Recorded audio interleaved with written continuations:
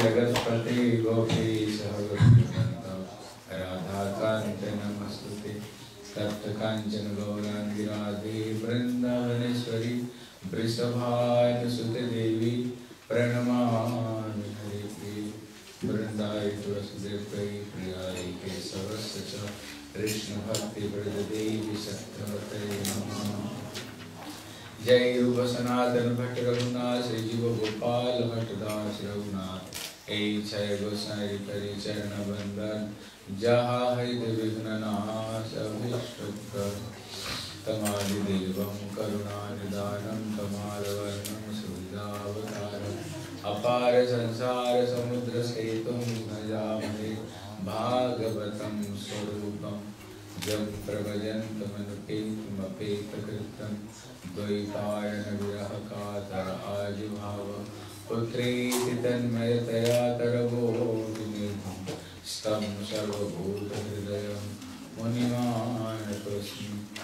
श्रीकृष्ण चैतन्य प्रभु नित्यानंद श्री अद्वैत गदाधर शिवसदि गौर भक्तवृंद बोल हरे Krishna Krishna Krishna Hare Hare Ram Ram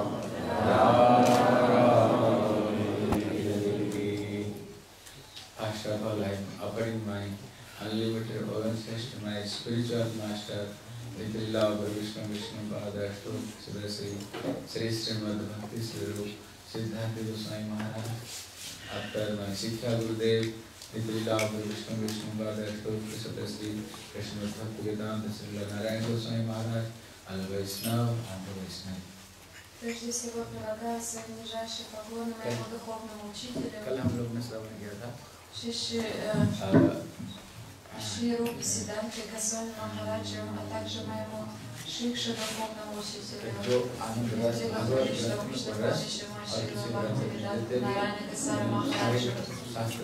Всем собравшимся здесь, Вайшнавам и Вайшнаве.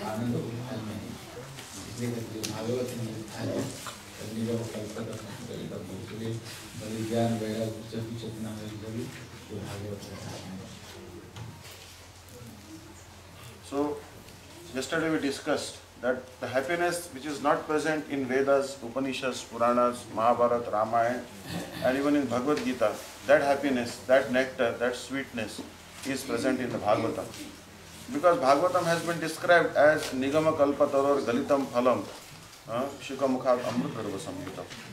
This Bhagavatam is the ripened fruit of the tree of the Vedas and is completely surcharged with the nectar and especially sweetened by the sweet beak of the parrot of Radharani. So therefore, this Gyan and Vairagya, which have become untimely old, even before their mother, although their mother is young, they will again become youthful only if they will hear Bhagavatam. This will be explained today.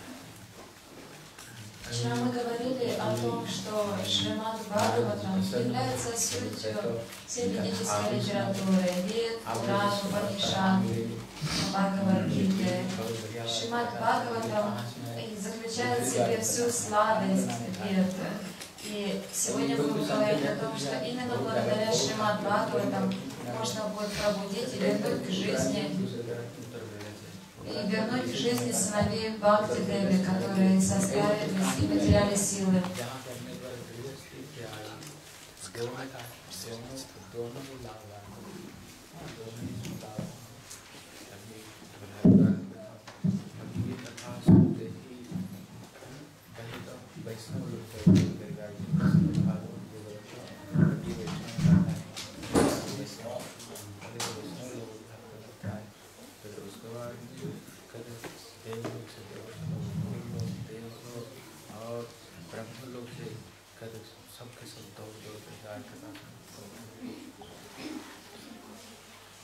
So this particular Bhagavad Katha, so then Narad Muni, as yesterday we discussed, Narad Muni has approached the four mental born sons of Brahma and is requesting these four mental born sons of Brahma, Sanak, Sanat, Sanat and Sanatan, that can you please explain to me this Bhagavatam now?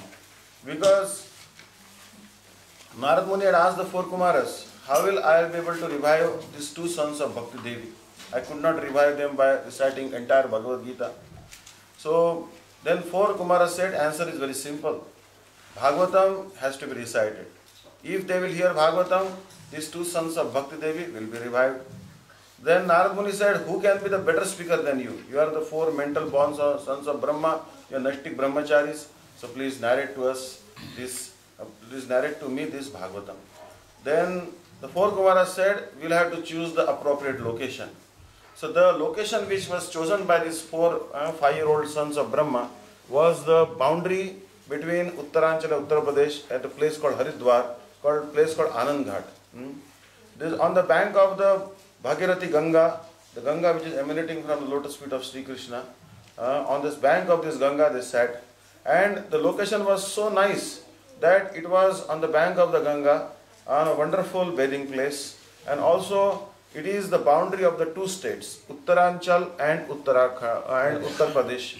Now this is a very significant thing, because this is the place where Uttaranchal is the place of the great sages. Because in Uttaranchal, if you go, you will find nice places like Haridwar, Rishikesh and all those. Gangotri, Jamunotri, Badrikashram, all they come in Uttaranchal.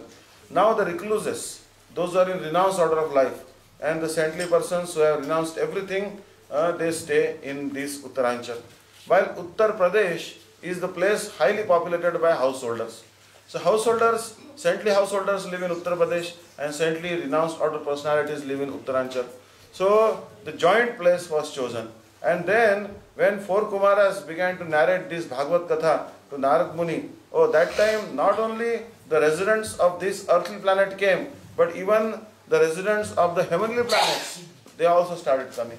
The Devaloka, Siddhaloka, Charana, Yaksha, Kinnara, Naga, they all transcendental beings. They came from higher planetary system in order to hear the wonderful Harikatha spoken by the four Kumaras.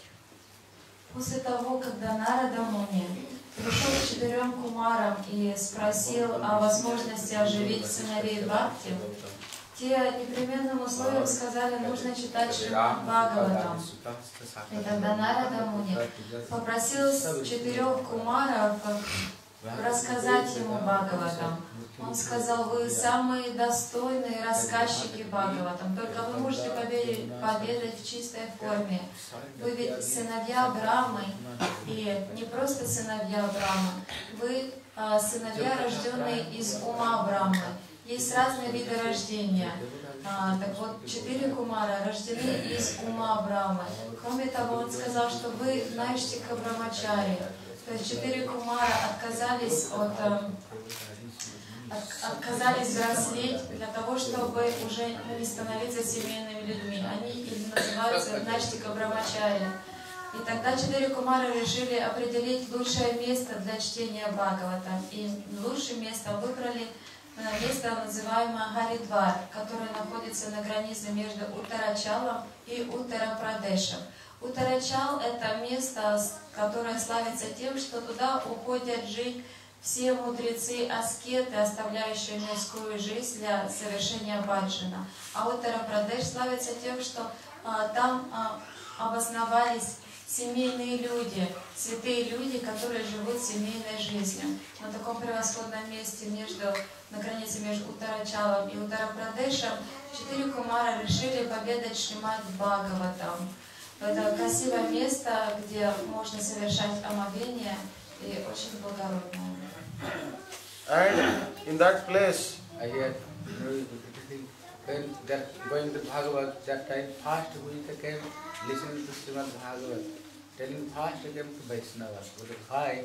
But this scripture is this wealth of Vaishnavas. Why? Only they are another scripture, they are demigod is past time for Srimad-bhagavat.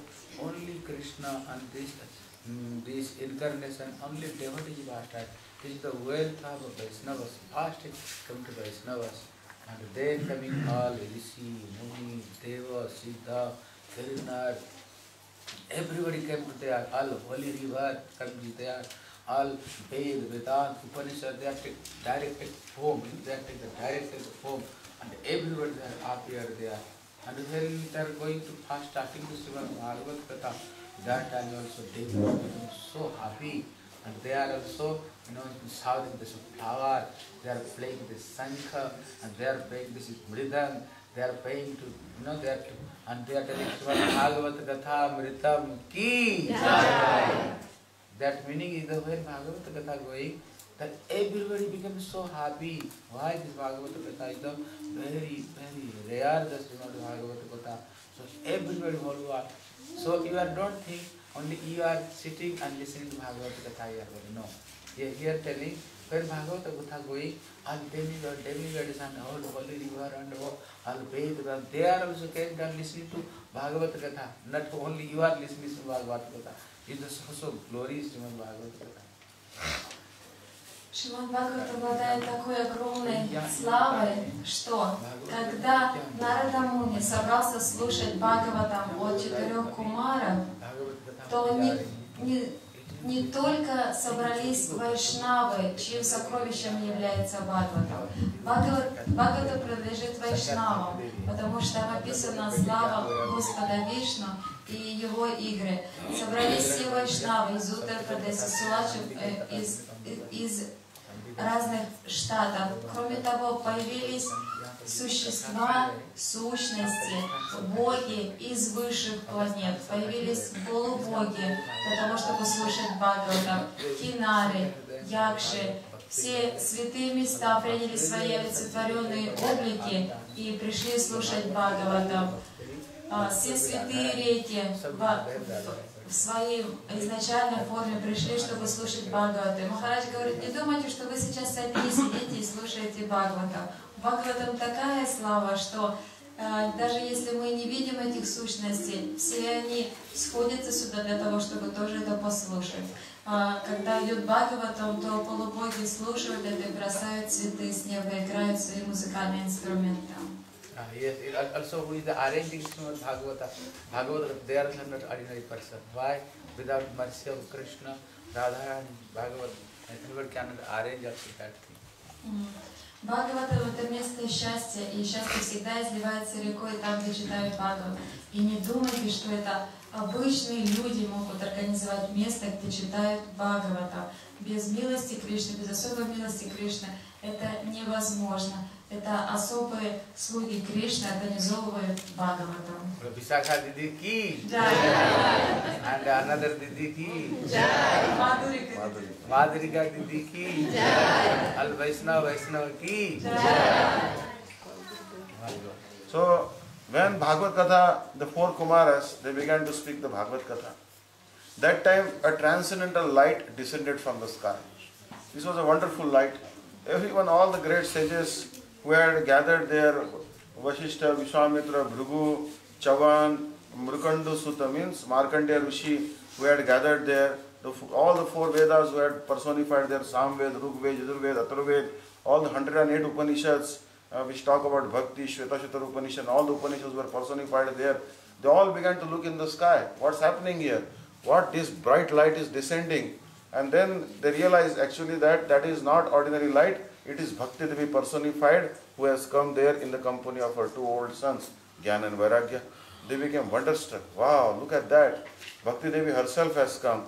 Then they all prayed to Bhakti Devi that when Bhagavad recitation is about to begin, you have personally come.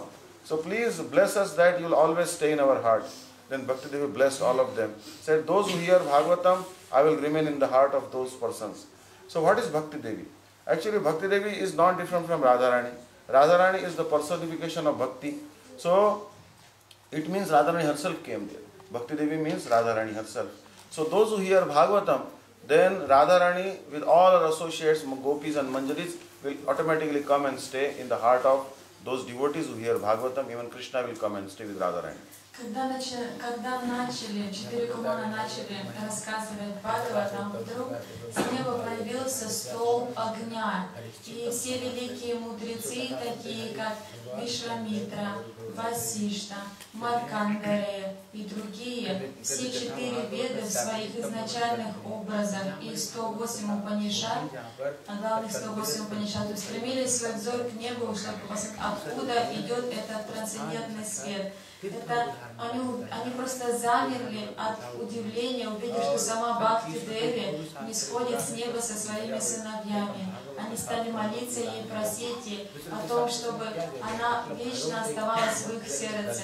И тогда Бхакти Деви дала благословение о том, что каждый, кто слушает Бхагаватам, непременно у каждого в сердце будет бхакти, непременно Радарани, который олицетворяет эту Бхакти Деви. Кто это Бхакти Деви? Никто иной, как Радарани.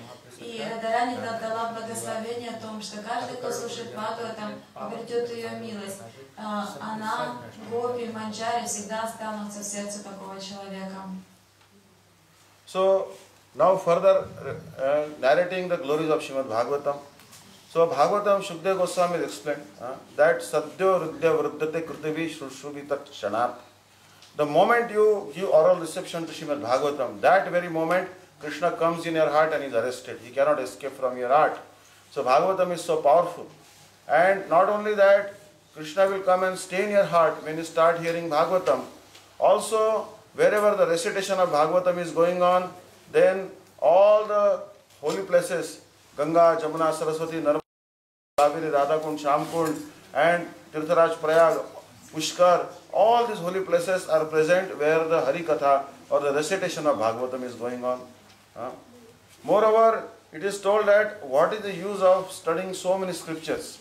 Actually, whether you study so many Puranas, you can study Markandeya Puran and then Padma Puran, Skanda Puran, Garuda Puran, all these Puranas on one side, Bhagavatam on the other side. Bhagavatam is much more potent than all the Puranas. Even Mahabharata and Ramayana cannot compare with Bhagavatam. Srimad-bhagavatam is the most glorious of the scriptures because the direct pastimes of Bhagavan with his devotees are described in Srimad-bhagavatam. So, this Bhagavatam is also that very, very powerful. And what to speak of,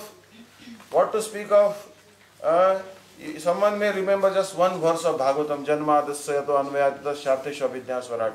But if he is not able to recite one verse of Bhagavatam every day, then no problem. He can recite just one line, Janma Dasyato Anvayat. But even if he cannot recite the one line, he can just recite one word, Janmadi.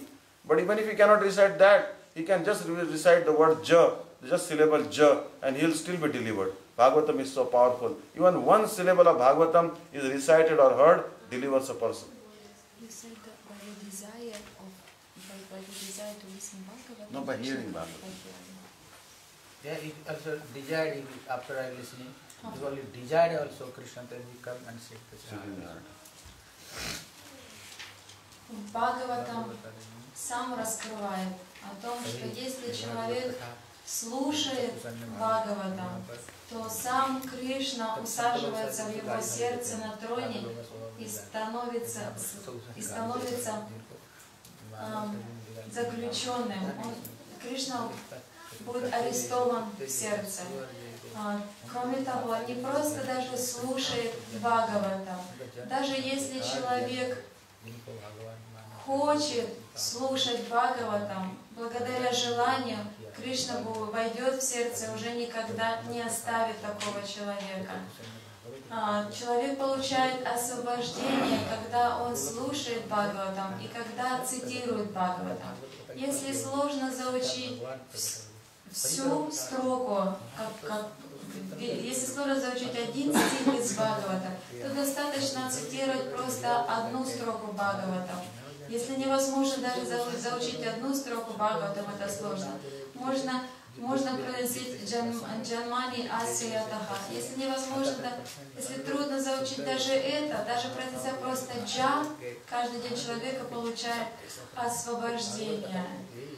Бхагаватам настолько всемогущая, что того, кто желает слушать Бхагаватам, кто слушает Бхагаватам, кто цитирует Бхагаватам, непременно обретает Кришну в сердце, получает освобождение. Когда цитировался Бхагаватам, то приходили все святые реки, такие как Праяг, Пушкар, Годавари, Сарасвати, все святые реки приходили в свой образ.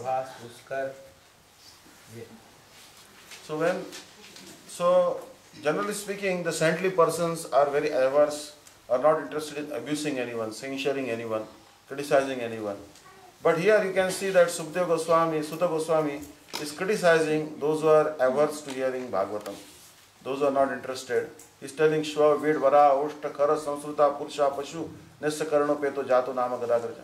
That those persons who don't want to hear Bhagavatam, they are like animals, they are like asses, jackasses, they are like the pigs who eat the stool, they are like the camels who suck their own blood when they eat the thorny bushes. They are useless animals, those who don't want to hear Bhagavatam. Because Bhagavatam is such a glorious scripture, and although such a glorious scripture, and by hearing that scripture one gets bhakti, and if they don't want to hear Bhagavatam, they don't want to do devotional service of Krishna. The Sutta Goswami is criticizing such persons.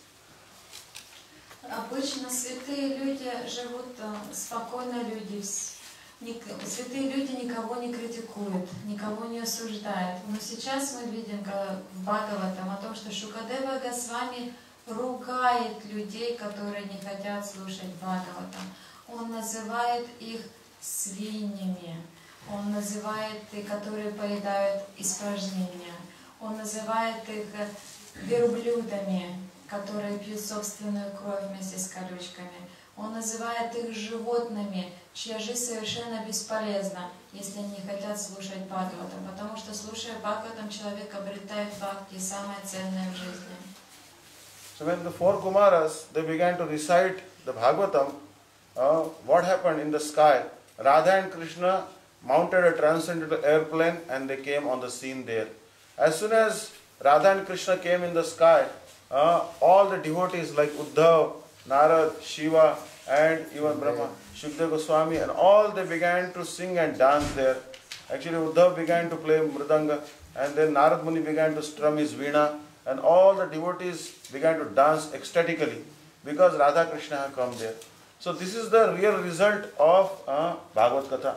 As soon as Bhagavad Katha is heard properly, then Radha Krishna personally descend there and they give darshan to all the residents of all the devotees who are hearing Bhagavad Katha. Когда начали читать Бхагаван, то на воздушном корабле прилетели Рада и Кришна, и тогда их спутники Удава, Шукадев, Госвами, другие стали танцевать и испытывать счастье, что они присутствуют там.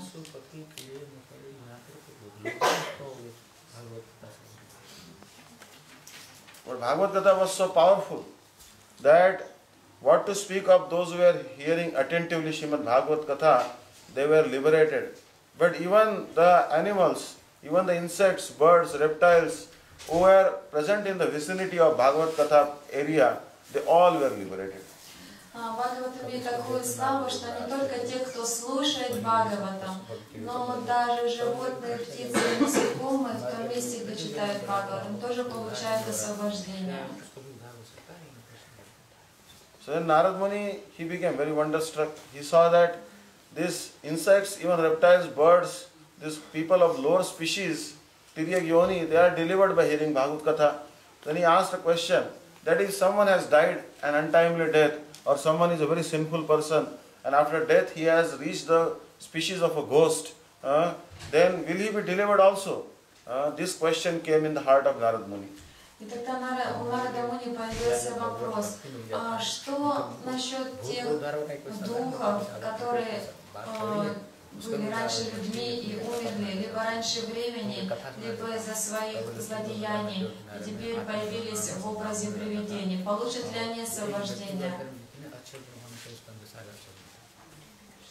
So then Narad Muni asked four Kumaras, can a person who has reached, who has become a ghost due to his sinful activities, will he be delivered?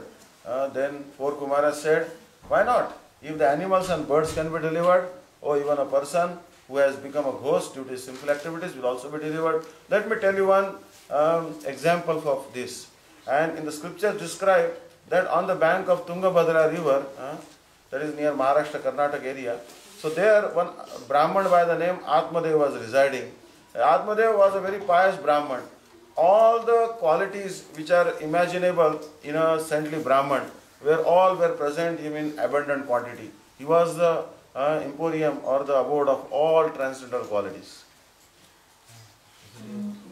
Безусловно, сказали 4 кумара, такой человек получит освобождение. И они, к примеру, хотели рассказать историю про одного праведного брамана Атмадева, который жил в замечательном месте на святой реке Тунгабанга. Этот браман обладал всеми добродетелями.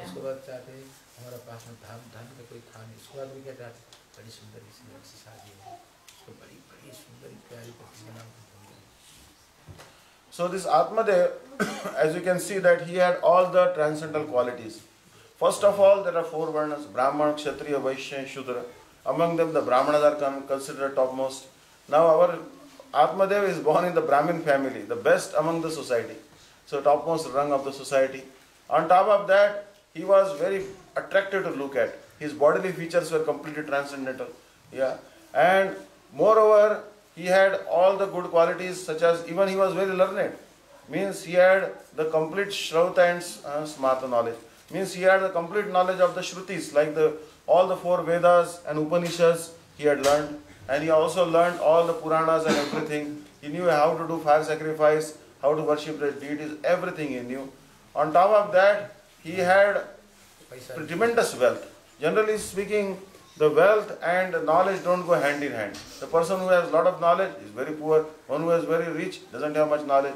But here both the qualities had converged. He had too much knowledge and he has tremendous wealth also. He was wealthy like Kuber. And also his wife was very beautiful. His wife's name was Dhunduli. She was extremely beautiful. У Атмадева было много замечательных качеств. Он родился в очень возвышенной семье священнослужителей браманов. И кроме того, он обладал огромным знанием. Он в совершенстве знал Шрути и Смрити. Обычно, если человек богат, то у него немного знаний. Знания и богатство не идут рука об руку. Если человек богат, то у него не хватает знания. А те, которые богаты знанием, обычно это бедные люди. Но у этого брамана было большие средства, он был очень богат. И кроме того, и обладал обширным знанием. А также у него была красивая жена.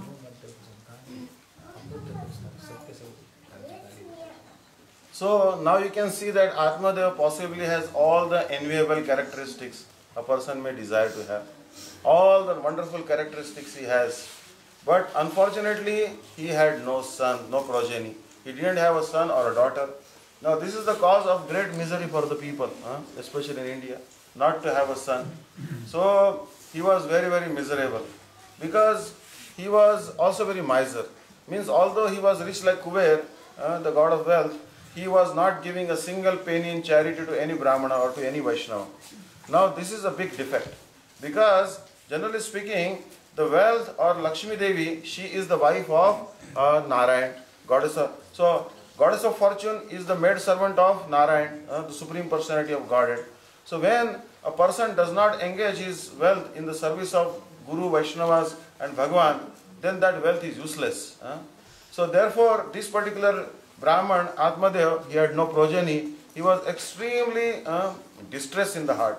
Moreover, his misfortune was so great that what to speak of himself not having progeny.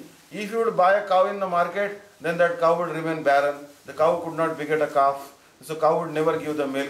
If you planted some creeper in his, like a big creeper, like pumpkin creeper in his courtyard, then that creeper would never yield a fruit. If you planted some tree there, seedling like pomegranate or any tree, will never yield a fruit in his. So he was so misfortunate.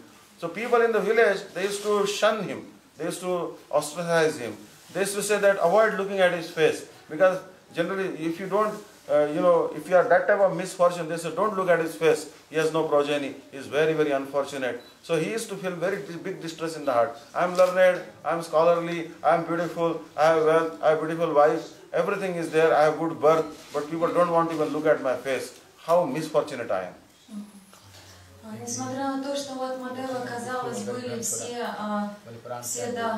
богатства этой жизни, он был богат, как Кубер описывается, он был небесно красив, у него была замечательная жена. Он был несчастен, потому что у него не было сына. Особенно в Индии очень сильно страдают, когда нет сына. Что бы он ни делал, ничего не получалось. Но не только то, что у него не было сына. Даже если он покупал корову, эта корова не могла дать теленка. Даже если он покупал семена, то их были другие, они не давали плоды. Настолько это был несчастный, невезучий человек. И этот человек, и этот браман, Атмадев, был очень жаден от природы. Он никогда не давал свои деньги на служение брамана и вайшнавам. И люди, которые знали о том, что у Атмадева нет сыновей, о том, что все его усилия напрасны, о том, что ничего у него не растет, и даже корова у него не дают телят, даже боялись смотреть ему в лицо, чтобы эта неудача не коснулась их. Это был глубоко несчастный человек.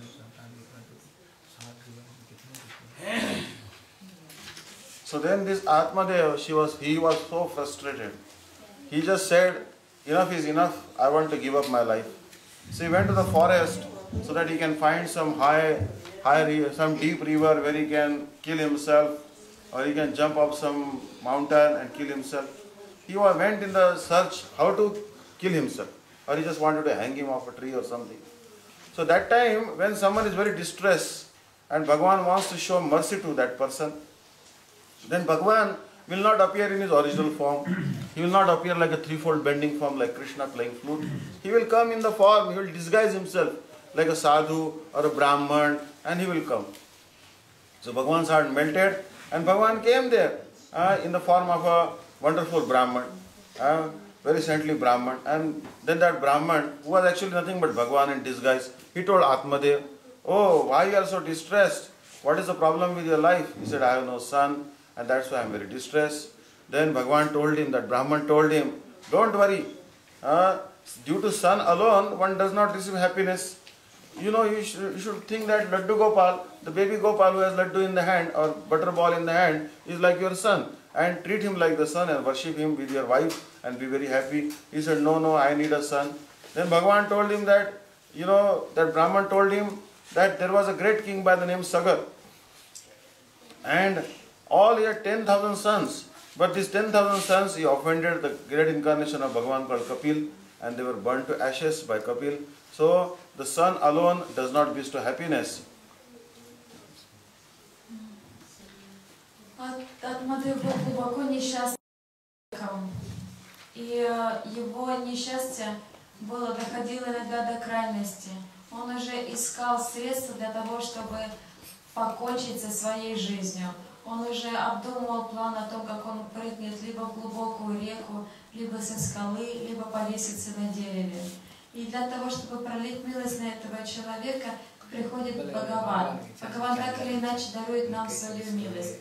Но в таком состоянии Бхагаван не появится перед ним, как юный красивый Кришна, изогнутый в 3 частях тела. Бхагаван пришел к нему как старец, святой старец, браман, для того, чтобы спасти его положение. И тогда Атмадев стал рассказывать о своей печали, о том, что у него нет сына, он хочет его иметь. Браман, который никто иной, как Бхагаван, стал успокаивать его и объяснять: ты знаешь, ты возьми себе Бала Гопала, маленькое божество, и люби его как своего сына. Это будет самый лучший сын. Но Атмадева не могло это успокоить. Он говорит: мне нужен сын, я не могу жить без сына. А Браман продолжал: ты знаешь, не всегда сын приносит счастье. Иногда лучше не иметь сына. В истории известно много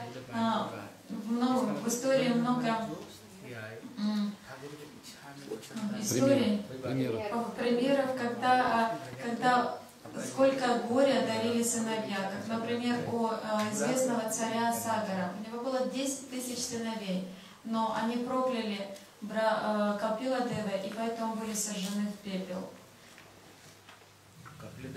So that wo 10,000 sandal, so that wo jala diya Kapil.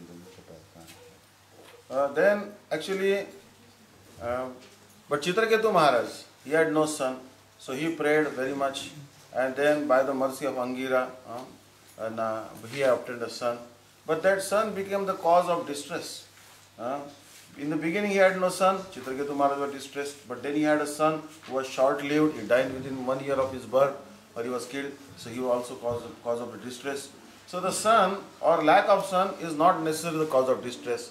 Now Brahman, who is actually nothing but Bhagavan, is trying to convince this particular Atmadev Brahman. But then, so then actually Bhagavan also told in the form of the Brahman to Atmadev that try to understand the desire of Bhagavan, and your desire should be according to the desire of Bhagavan. He said, that Brahman said to Atmadev, I'll tell you one story. That one time, so many saintly persons, they sat in the boat, and sitting in a boat, they were going in the boat, and then all of a sudden what happened? The sky became cloudy and tremendous rain began to fall. There was torrential rain. Now the boat began to be filled with water, and all the saintly persons became scared that the boat will become filled with water and boat will sink in the river. So that time, one saintly person was not at all scared. Rather, he took some container, and that container he was putting more water from the river into the boat. That time everyone began to shout at him, hey, what are you doing? Why you are filling the boat? Then it will hasten our drowning. We will be drowned even quicker. Don't stop that. But he said, no, I will keep on doing this. And then he said that Bhagavan wants us to drown. So what is the problem? I am just helping Bhagavan, helping us drown. Because it is a desire of Bhagavan that we all should drown. So I am helping Bhagavan. So anyways, then they went much ahead. Then all of a sudden the sky became completely dry, and all the clouds were dispersed. Wind began to blow, and then they came much ahead. So when they came ahead, they came on the shore. Then that time sky was completely clear. Wonderful sun came in the sky. Then that saintly person, what he was doing, he took the tumbler, and using the tumbler he was throwing out the water from the boat, and he was emptying the boat. That time other saintly person said, there is no need to empty the boat now, we are all saved, just keep the water there. He said, no, Bhagavan wants that water should be out of the boat, so I will help Bhagavan. So he said, so this is actually the mood. So Bhagavan told Atmadev that Brahman told Atmadev that try to join your desire with the desire of Bhagavan. If Bhagavan wants something, then you should assist Bhagavan in doing that. And if Bhagavan doesn't want something, then don't desire it. Understand? So, if you remain happy in every situation and think that everything is the desire of Bhagavan, then you will never become unhappy. Because not even a blade of grass moves without the desire of Bhagavan. Не всегда, продолжал Брахма, сыновья приносят счастье. Иногда это может принести огромное горе. Например, у Читракету Махараджа не было сына. Он попросил сына у Ангира Риши. Тот дал сына, но этот сын прожил только год. Какую боль потом испытал отец, лишившийся своего сына. Рассказывает историю. Надо, чтобы наши желания всегда совпадали с желанием Бхагавана. Нужно принимать то, что дает нам Бхагаван. Есть удивительная история, как несколько мудрецов в лодке переплывали через большую реку. Когда они были в центре реки, то начался шторм, и лодку стало заливать водой. Все мудрецы испугались, но один совершенно не боялся. Он вдруг стал зачерпывать сосудом и вливать, наполнять лодку водой. «Что ты делаешь?» – закричали они. «Мы же все потонем». «Я буду это делать, потому что такова воля Господа. Я хочу помочь осуществить эту волю». И когда они проплыли немного дальше, то небо расчистилось, шторм ушел. Они только доплыли до берега, и те саду, те святые выпрыгнули из лодки, хотели уже бежать. А этот остался снова и стал расчищать лодку от воды. «Что ты делаешь? Мы же уже спасены». «Нет, Бхагаван хочет, чтобы шторм прекратился, и лодка теперь стала пустой. Поэтому я помогаю ему освобождать лодку от воды». Уроком здесь будет то, что травинка не шелохнется без воли на то Господа. Очень важно, чтобы наши желания не перечили воле Господа, чтобы они совпадали с Его желаниями. Только тогда мы будем испытывать счастье, если мы примем Его волю. Our Indian culture, if somebody to marriage must necessary son. Without son, that is very inauspicious. If you have no son, if Krishna gave some nice You can think this is the Krishna's sons, and we also coming for. I also help me this Krishna service is so good. If you have no son, you think this is the desire of Lord Krishna. Then you think Krishna is my son, Gopal is my son. Now you are which energy used to this son, the same energy can be used to Krishna. So then what happens when you can crush this material world? So you are, what is the desire of Krishna? Your desire they are mixed there. Don't try. Don't try some more thing, no need. Если вы обручились с кем-то, если вы находитесь в браке, то благоприятно иметь сына. То есть в семье важно, чтобы был сын. Но если у вас нет сына, то нужно воспринимать это так: значит, таково желание Кришны. Если есть сын, то нужно думать о том, что это будет хороший слуга Кришны, будет хорошим преданным Кришне. А если нет сына, то нужно принимать это, что таково желание Кришны, и не горевать по этому поводу. Тогда нужно свою энергию, свою любовь отдать маленькому Кришну. Только так человек может быть счастлив и получит освобождение. Никогда не нужно принимать особо чрезмерных усилий, если Господь не дает это. So that time, Atmadevi again and again begged that Brahman, please give me a son, give me a progeny. Then that Brahman said, all right. He took one fruit of a tree and he chanted some mantra on that fruit. Now that fruit is completely surcharged with the power of that mantra. He told, take this fruit to your home, give it to your wife Dhunduli, and tell her that after eating this fruit, you should study for many months Bhagavad-gita, Bhagavatam, hear the Bhagavatam and Bhagavad-gita discourses, chant Harinam, and then you will have a very wonderful son. So Atmadev became very ecstatic. He took that fruit home and gave it to Dhunduli. And he gave it to his wife, that fruit.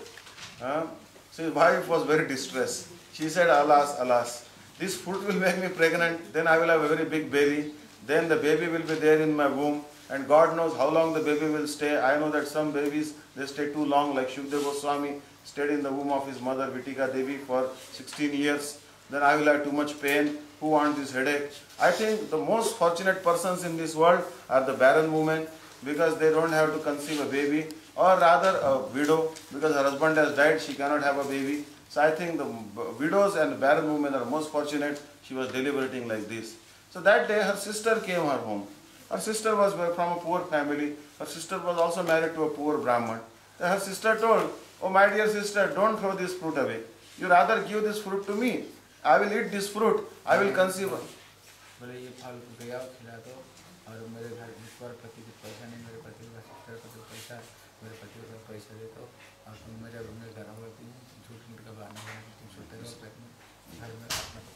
Then that sister told her sister, means Dhunduli, that don't worry Dhunduli, that I am right now pregnant from my husband. I have a baby in my womb. So this fruit you don't have to eat yourself, and you don't have to become pregnant. What you do, you throw this seed to the cow. Cow will eat this seed, the cow will eat this fruit, and then all the problem will be over. And what you do right now is that you tie so many blankets, pillows on your belly, and you make a show that you are pregnant. So just wear the disguise of a pregnant woman, and very soon I will have a baby from my husband, because I am already pregnant. So that baby I will give to you. And when your husband will ask, oh, did you eat that fruit? He said, yes. And where is your baby? He said, yes, I am pregnant now. And you just feign that you are pregnant. And then after 9 months, when I will have a baby, I will give that baby to you. Everything will be fine. Just throw this fruit to the cow. Let the cow eat the fruit. Брахман Атмадев все настаивал и упрашивал Брахмана о сыне. Тогда Брахман согласился с ним и сорвал плод с дерева, начитал на него особую мантру, сила которой вошла в этот плод, и передал его Атмадеву. Он сказал, что отдай его своей жене Дундуле, и когда она съест его, пусть она читает Бхагаватам, Бхагават-гиту, и тогда у вас родится очень хороший сын. Когда Атмадев передал это своей жене Дундуле, ее это как раз не обрадовало, ее это очень расстроило, потому что она не хотела портить свою фигуру. она думала, самые удачливые женщины, наверное, это те, которые бездетные, и самые удачливые те, которые вдовы. Им не нужно терпеть 9 месяцев эту боль, а иногда дети бывают задерживаются и дольше, как Шукадев Госвами, и они портят свою фигуру, это столько проблем. И она уже не знала, что им делать. Тогда пришла ее сестра, которая была беременна. Она сказала, послушай, та уже собиралась выбросить этот фрукт. Послушай, ты не выбрасывай его, мы его отдадим съесть корове. Я сейчас беременна, ты изобрази, что ты тоже беременна, засунь туда подушки и сыграй роль беременной. А когда родится у меня сын, я дам его тебе, и не будет никаких проблем. So that time, after then what happened, you know? What happened? After Gokarna came from cow, and Dundukari from this pregnant sister. And then he was very simple, told his parents, he spent all the money, he steamed people, was died. yeah, so that time, so now this fruit was given to the cow. The cow was actually barren for many years, but the fruit was so powerful. Eating this fruit, the cow, which was never supposed to conceive, conceived and gave birth to a wonderful baby. Understand? And now that also the sister of Dhunduli, she also begot a son from her husband, and that son was given to Dhunduli. Now Dhunduli, she went to her husband and said, "This is my son, I begotten from you by eating the fruit of the sadhu. And I want to, because I have held this baby in my womb." Actually, Dhunduli has not carried the baby in the womb. Rather, she has just taken the baby of her sister. Says, "I will give the name."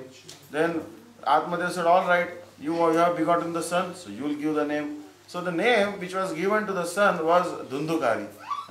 So Dhunduli actually means darkness, and Dhundukari means ignorance. So generally speaking, where does the ignorance come from? The ignorance comes from darkness. So the mother is darkness, the son is ignorance personified. And the baby which was born from the cow was given the name Gokarna. Go means the Vedas. Go, the word go has many meanings, but go also means the Vedas, and Karna means ears.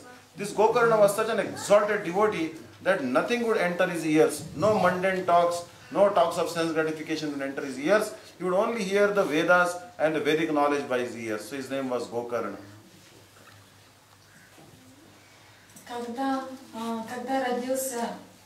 Когда родился ребенок у сестры Дундули, его показали Атмадеву, сказали, что вот я родила ребенка, Дундули сказала. Хорошо. И она попросила, чтобы она дала имя ребенку. Хорошо, если ты родила ребенка, ты, конечно же, можешь дать ему имя. Ее звали Дундули. И она дала ребенку имя Дундукарна. Дундули обозначает тьма, мрак, а Дундукарна обозначает невежество. Откуда исходит невежество? Из тьмы. Если мать это тьма, то ребенок будет полное невежество. И тот плод, который передали корове, оказал чудесное воздействие. Несмотря на то, что корова была бездетной, в смысле, никогда не могла иметь телят, у нее родился ребенок, который выглядит как человеческий ребенок. И только уши у него были как у коровы. Его назвали Гокарна. Гокарна имеет множество значений. Го – это веты, это гопи, это галока Вриндавана.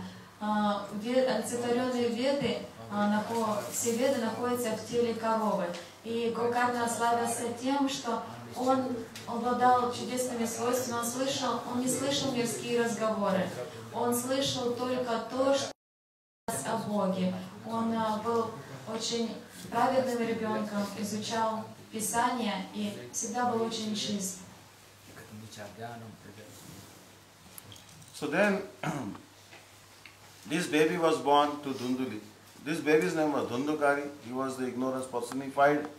And Gokarna turned out to be a great devotee. He was a very saintly person, full of knowledge and very blissful, always very cheerful and peaceful. While the Dhundukari turned out to be extremely demoniac. his only business was to give trouble to others. Why? Because Gokarna was born by the desire of a sadhu, the fruit given by a sadhu. So the fruit which is given by a sadhu, eaten by the cow, begot a very wonderful son. Whatever happens by the desire of a sadhu is always very wonderful. While Dhundukari was born by rejecting the fruit, rejecting the desire of the sadhu, so the son was extremely mischievous, very notorious. And he started showing his true colors very early in his life. When he used to play with other children, he would not like any boy, he would just grab the boy and throw him in the well. And then sometimes he would set fire to the houses of others, he would plunder the houses of others, he will beat up others to pulp. And all the complaints started coming to Dhundukari.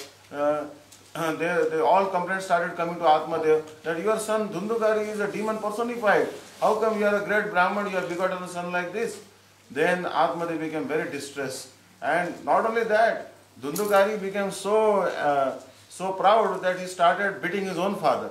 So many times he would grab Atmadev and bash him. So then Atmadev became very frustrated. He turned his attention to his other son Gokarna, who was born from the cow. He went to Gokarna and asked him, Sir, Gokarna, I am very unhappy with the conduct of Dhundukari. What I should do? Then Gokarna spoke very sweetly to him. He told this material life is full of misery. This material world makes no sense. This material world is temporary. The happiness here is fleeting. There is hardly any happiness. And 99.99% is only distress. Very little happiness is there.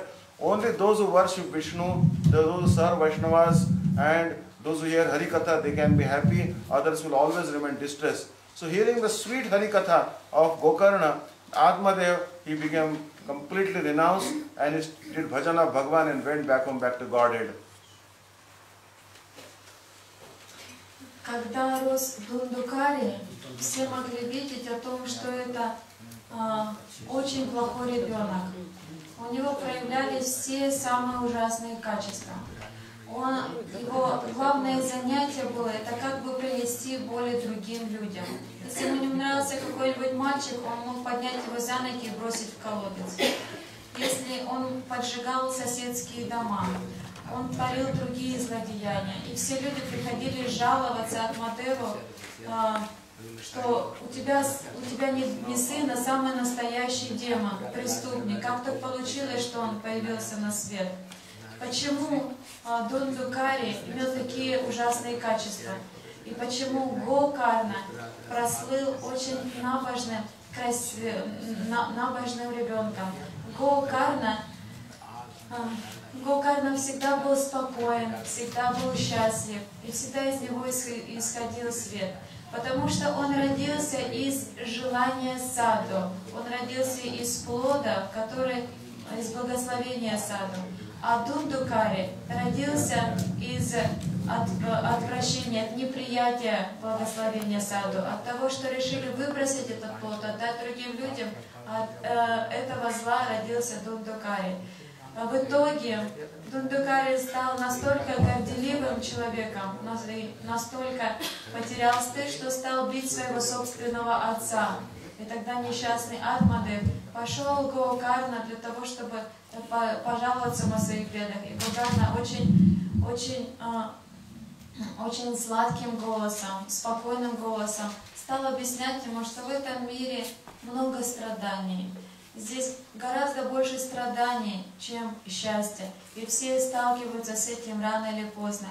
Главное в этом мире – это совершать свой баджан. И тогда отец, послушав Гокарну, ушел совершать свой баджан. So actually here you can see that this son of Atmadev, Dhuндукари, he was very demonic. So Atmadev, he associated with Gokarna, heard his Harikatha, did sadhan bhajan and went back to Godhead. But his mother Dhunduli was not so fortunate. The mother of Dhunduli kept on staying with Dhundukari, and then when father left and went back to Godhead, Dhundukari became even more mischievous. He used to grab his mother and dash her head against the wall and beat her with a stick. So Dhunduli finally said enough is enough, and she committed suicide. She died. He always used to ask his mother, just tell me where the father has hidden the wealth. where he has, because there was no banks previously, so they used to bury the wealth under the ground. So the only question of Dhundukari is to beat up his mother and ask, where is the wealth? Where is the wealth? Where the father has hidden the wealth? So Dhunduli became very, very distressed in the heart. She committed suicide. So in this way, now Dhundukari remained alone. Maybe he brings 6 prostitutes. You know this thing? And the last they are stealing some money from king house. And last this prostitute killed him and they are run away. Now he became a ghost. His brother he returned then telling to the ghost that how you can go to your name I gave they are Pinta how not liberated. Well I am this such a very simple activity, one not one time, 100 times he gave Sadhu Sarva I cannot liberated. Then next day he asks his son God, well how my brother become liberated? Well he telling Shrimad-bhagavatam only he can be liberated. Итак, отец Атмадев ушел, оставил этого сына, ушел совершать баджан и вернулся к Богу. А мать не захотела оставить, она осталась со своим сыном, не смогла оставить своего сына. Тогда сын стал издеваться над матерью. Он начал хватать ее, бить головой об стены, избивать ее палкой и всегда допытывался о том, где отец спрятал деньги. Мать очень долго страдала, и в конце концов, она совершила самоубийство, она просто не могла это терпеть больше. Дундукари остался один и стал причинять еще гораздо больше злодеяний. В итоге он стал жить с 6 проститутками, и когда закончились деньги, эти проститутки убили его, они его задушили и бросили в колодец. После такой жизни, конечно же, он стал привидением. Но даже в теле привидения он причинял очень много зла людям, он не давал им покоя. И тогда Гокарна хотел помочь ему и пошел в Гаю для того, чтобы совершить пинду, последнюю церемонию освобождения своего брата. Но и это не могло помочь. Когда он вернулся назад, он увидел, что ничего не изменилось, потому что он так и продолжает мучить людей. И тогда Дундукари, который в теле привидения, сказал, что мне ни одна бинда, мне 1000 бинда не поможет, потому что эти грехи невозможно просто избавиться благодаря бинду. Тогда Гокарна стал молиться Богу Солнца, и тот сказал ему, что только благодаря слушанию Бхагаватам такой грешный человек может быть очищен. So that time, then Gokarna decided, Suryadeva told him that the only way you can deliver your brother is not by oblations in Gaya or any holy place. He will be delivered only by recitation of Bhagavad Katha, if he hears Bhagavad Katha. So Gokarna began to narrate Bhagavad Katha. That time, this Dhundukari was very sinful. He was not able to stay in one place. So therefore, he was moving here and there. So therefore, one bamboo was brought and the bamboo was planted. And in the bamboo compartment, he was kept there. So he used to stay in one bamboo compartment, hear the first day of Bhagavad Katha, then that compartment is to break, then he used to go to the upper compartment. Like that, all the 7 compartments were broken, and in 7 days, being situated in the 7 compartments of the bamboo, he heard the Bhagavad Katha. After hearing the Bhagavad Katha, then airplane came from the spiritual world, and he went back home, back to Godhead. So that time, many persons were hearing Bhagavad Katha from Gokarna, but none of them were delivered. So that time, those persons became very distressed. They told Gokarna ji, we heard your Bhagavad Katha, but only your brother was delivered. Only one chariot came, but millions and millions of chariots should have come to take these millions of people who were hearing Bhagavad Katha. What is the problem with us that we didn't go back home, back to Godhead? Then Gokarna told that there are many qualities you are missing. The quality that a person who's listening Bhagavad Katha is that he should have faith in the words of the Guru. If he has no faith in the words of the Guru and Vaishnavas, then that will not deliver him. Second thing is that he should be very humble. He should be more humble than a blade of grass. He should be more tolerant than a tree. He should not harm any living entities. He should give respect to every living entity. And he should not expect any respect in return. Then he should have Trunadapi mood. Then only that Bhagavad Katha will be very, very powerful. Also, another quality is that whatever you are hearing, just like a cow, when the cow will eat some grass, then the cow will keep on chewing the cud.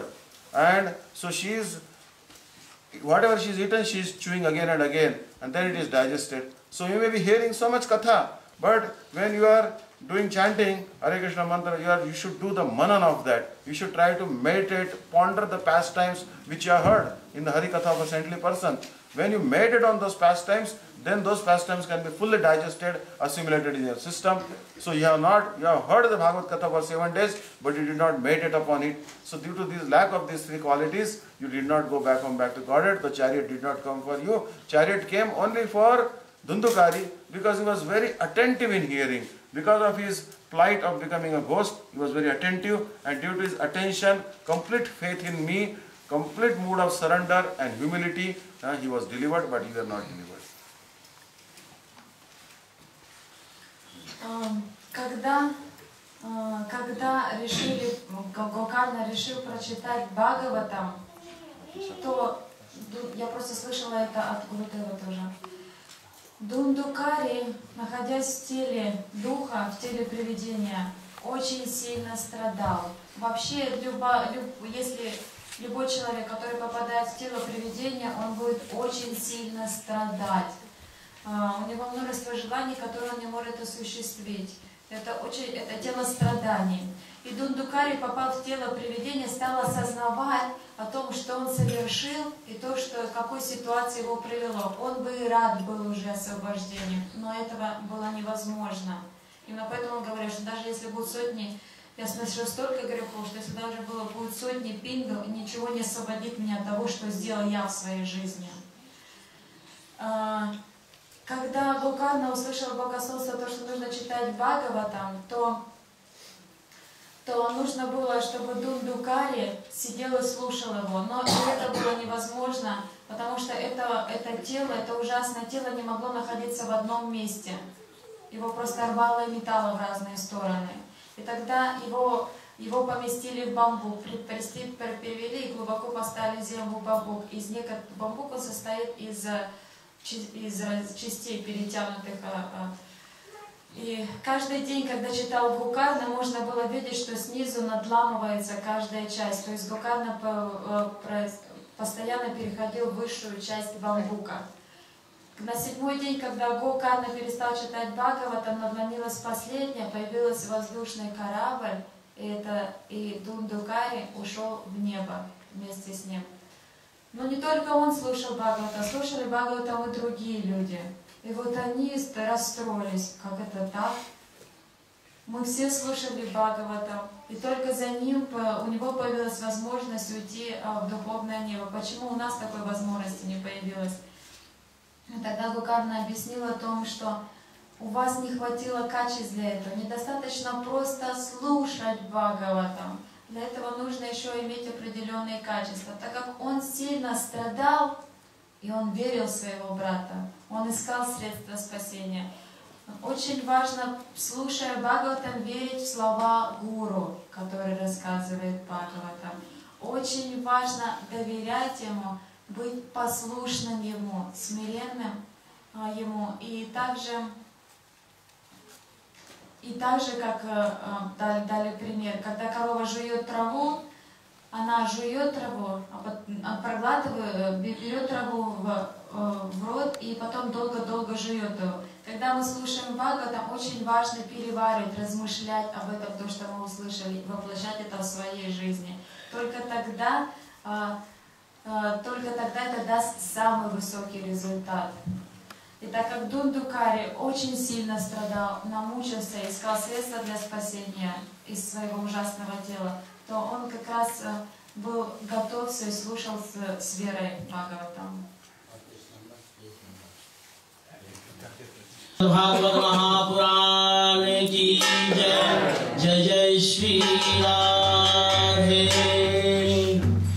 हो गए भव से पार लेकर नाम तेरा, हो गए भव से पार लेकर नाम तेरा, हो गए भव से पार लेकर नाम तेरा, हो गए भव से पार लेकर नाम तेरा, हरि नाम तेरा प्रभु नाम तेरा, नाम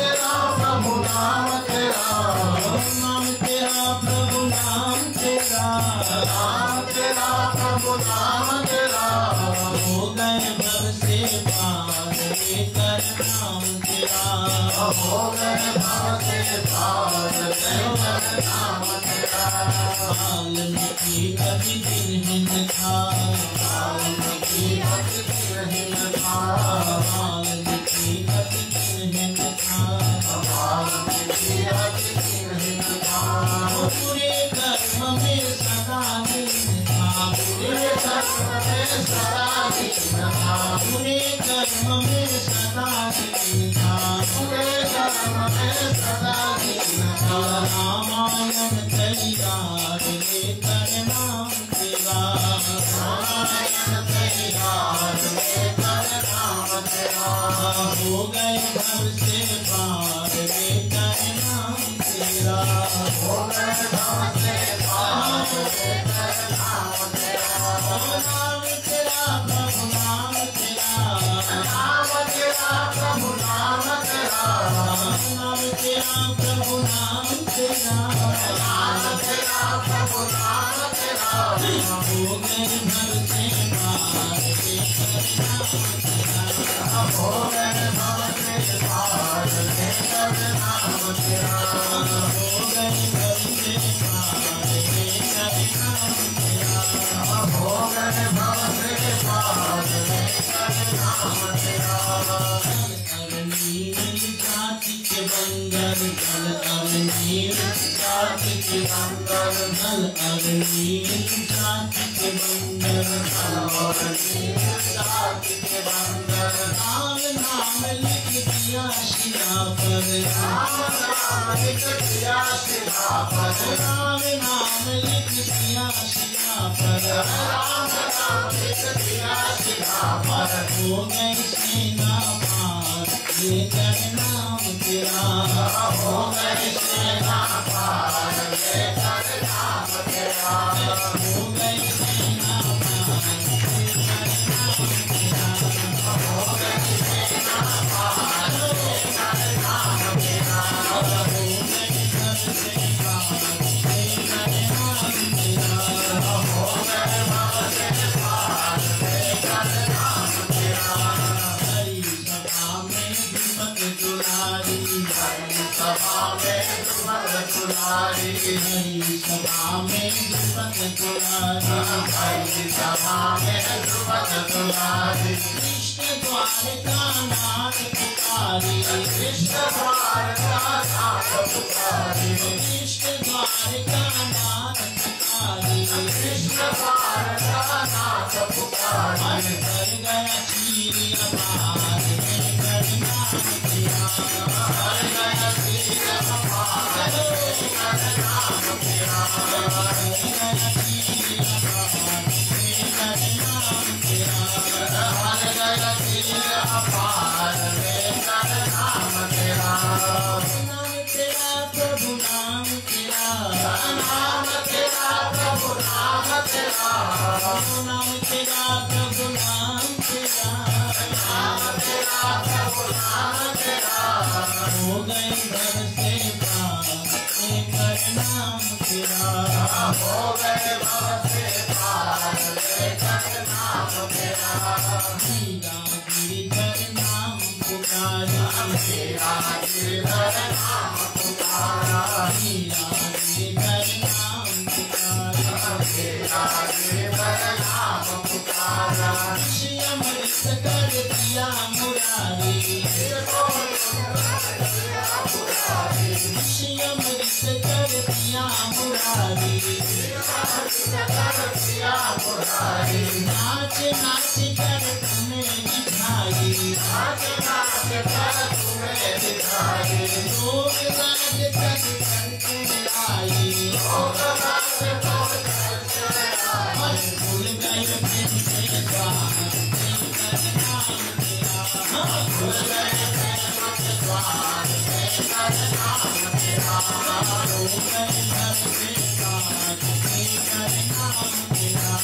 हो गए भव से पार लेकर नाम तेरा। नाम तेरा प्रभु नाम तेरा, नाम तेरा प्रभु नाम तेरा, नाम तेरा प्रभु नाम तेरा, नाम तेरा प्रभु नाम तेरा, नाम तेरा प्रभु नाम तेरा।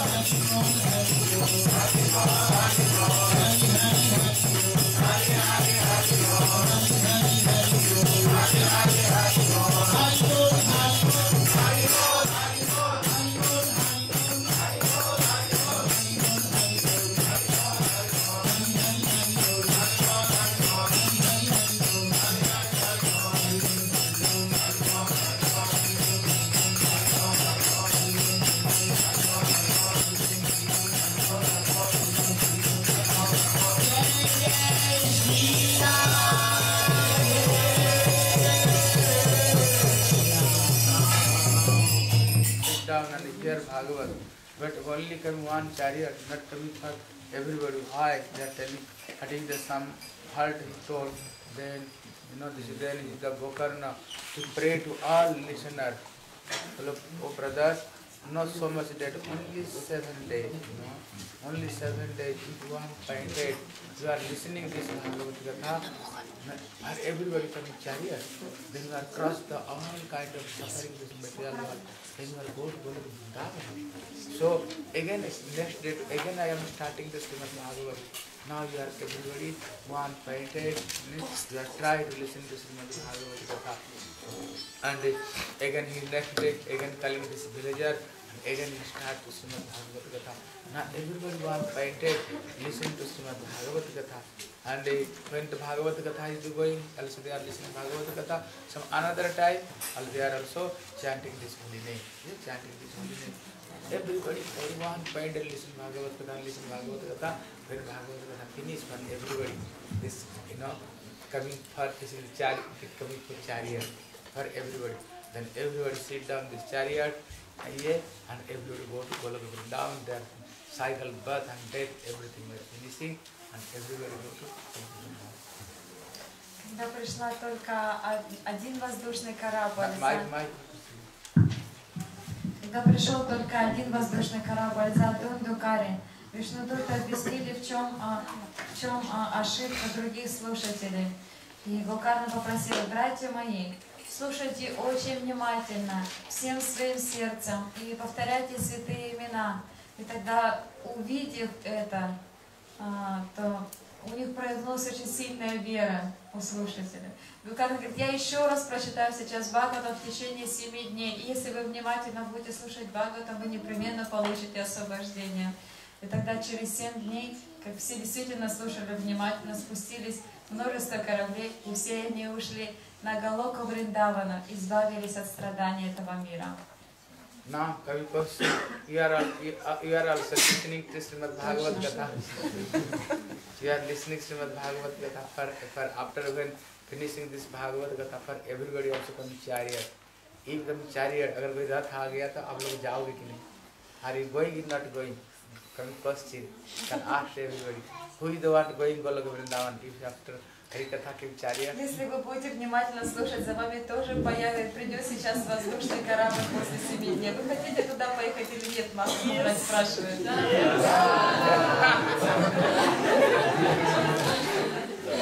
I think everyone telling you that, but when coming, well, no, I don't want to go. If you calling my children now, somebody telling my wife now, telling somebody my husband now, who is looking there, and who is doing this, you are then making somebody excuse.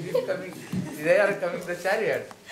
Говорит, я знаю вас, вы сейчас только говорите да, да, да, а когда на самом деле придет воздушный корабль, вы найдете множество предлогов, чтобы туда не заходить вообще. У меня тут дети, у меня жена, у меня столько много дел еще в этом мире. Будут самые различные предлоги. Yeah, unless until did not come to chariot to us, if you are listening to Srimad-bhagavata, now you are hearing Bhagavad-gita. They are coming nice pastime, nice teaching. If you are follow all this teaching, then you come to us this chariot. You know, if nicely follow this all instruction. Если хорошо выполнять все наставления Бхагаватам, если внимательно с верой слушать Бхагаватам, мы услышим множество историй о преданных слугах Кришны, их жизнеописания. Тогда непременно разрушатся наши материальные привязанности, и непременно мы получим освобождение из этого мира.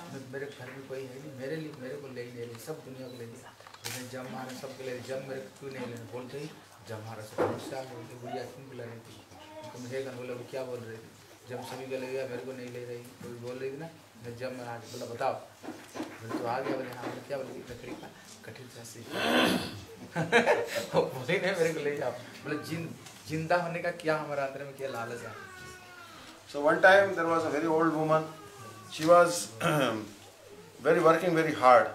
Although she was 100-year-old, she had to go to the forest, cut the wood by herself, then pack the wood, make it into a bundle, bring it on his head, then she has to sell in that wood in the market. So much hard work was there for her. Just to make bread available for 2 times, just to eat 2 times full meal, she has to work so hard, although she was 100-year-old.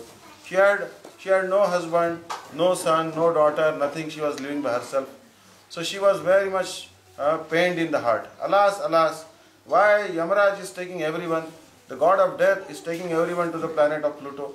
He is taking even the young men, even the people who are younger than me, people who are not supposed to die, they have died. Yamaraj is kind to everyone except me. So she was lamenting like this.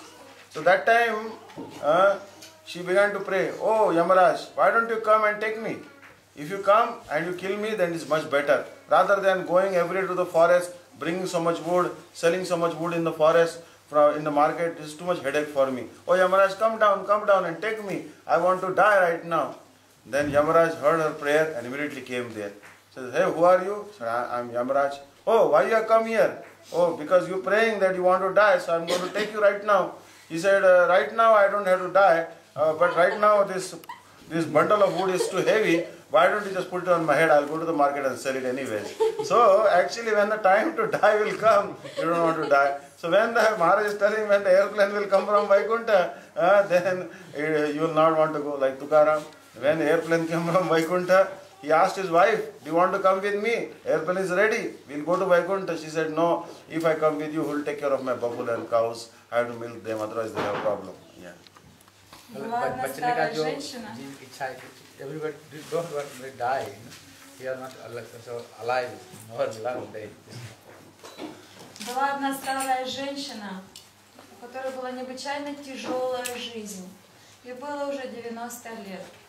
И ради того, чтобы просто 2 раза в день покушать, ей приходилось идти в лес, набирать хворост и носить это тяжелые связки хвороста на рынок, продавать за копейки, чтобы просто 2 раза покушать.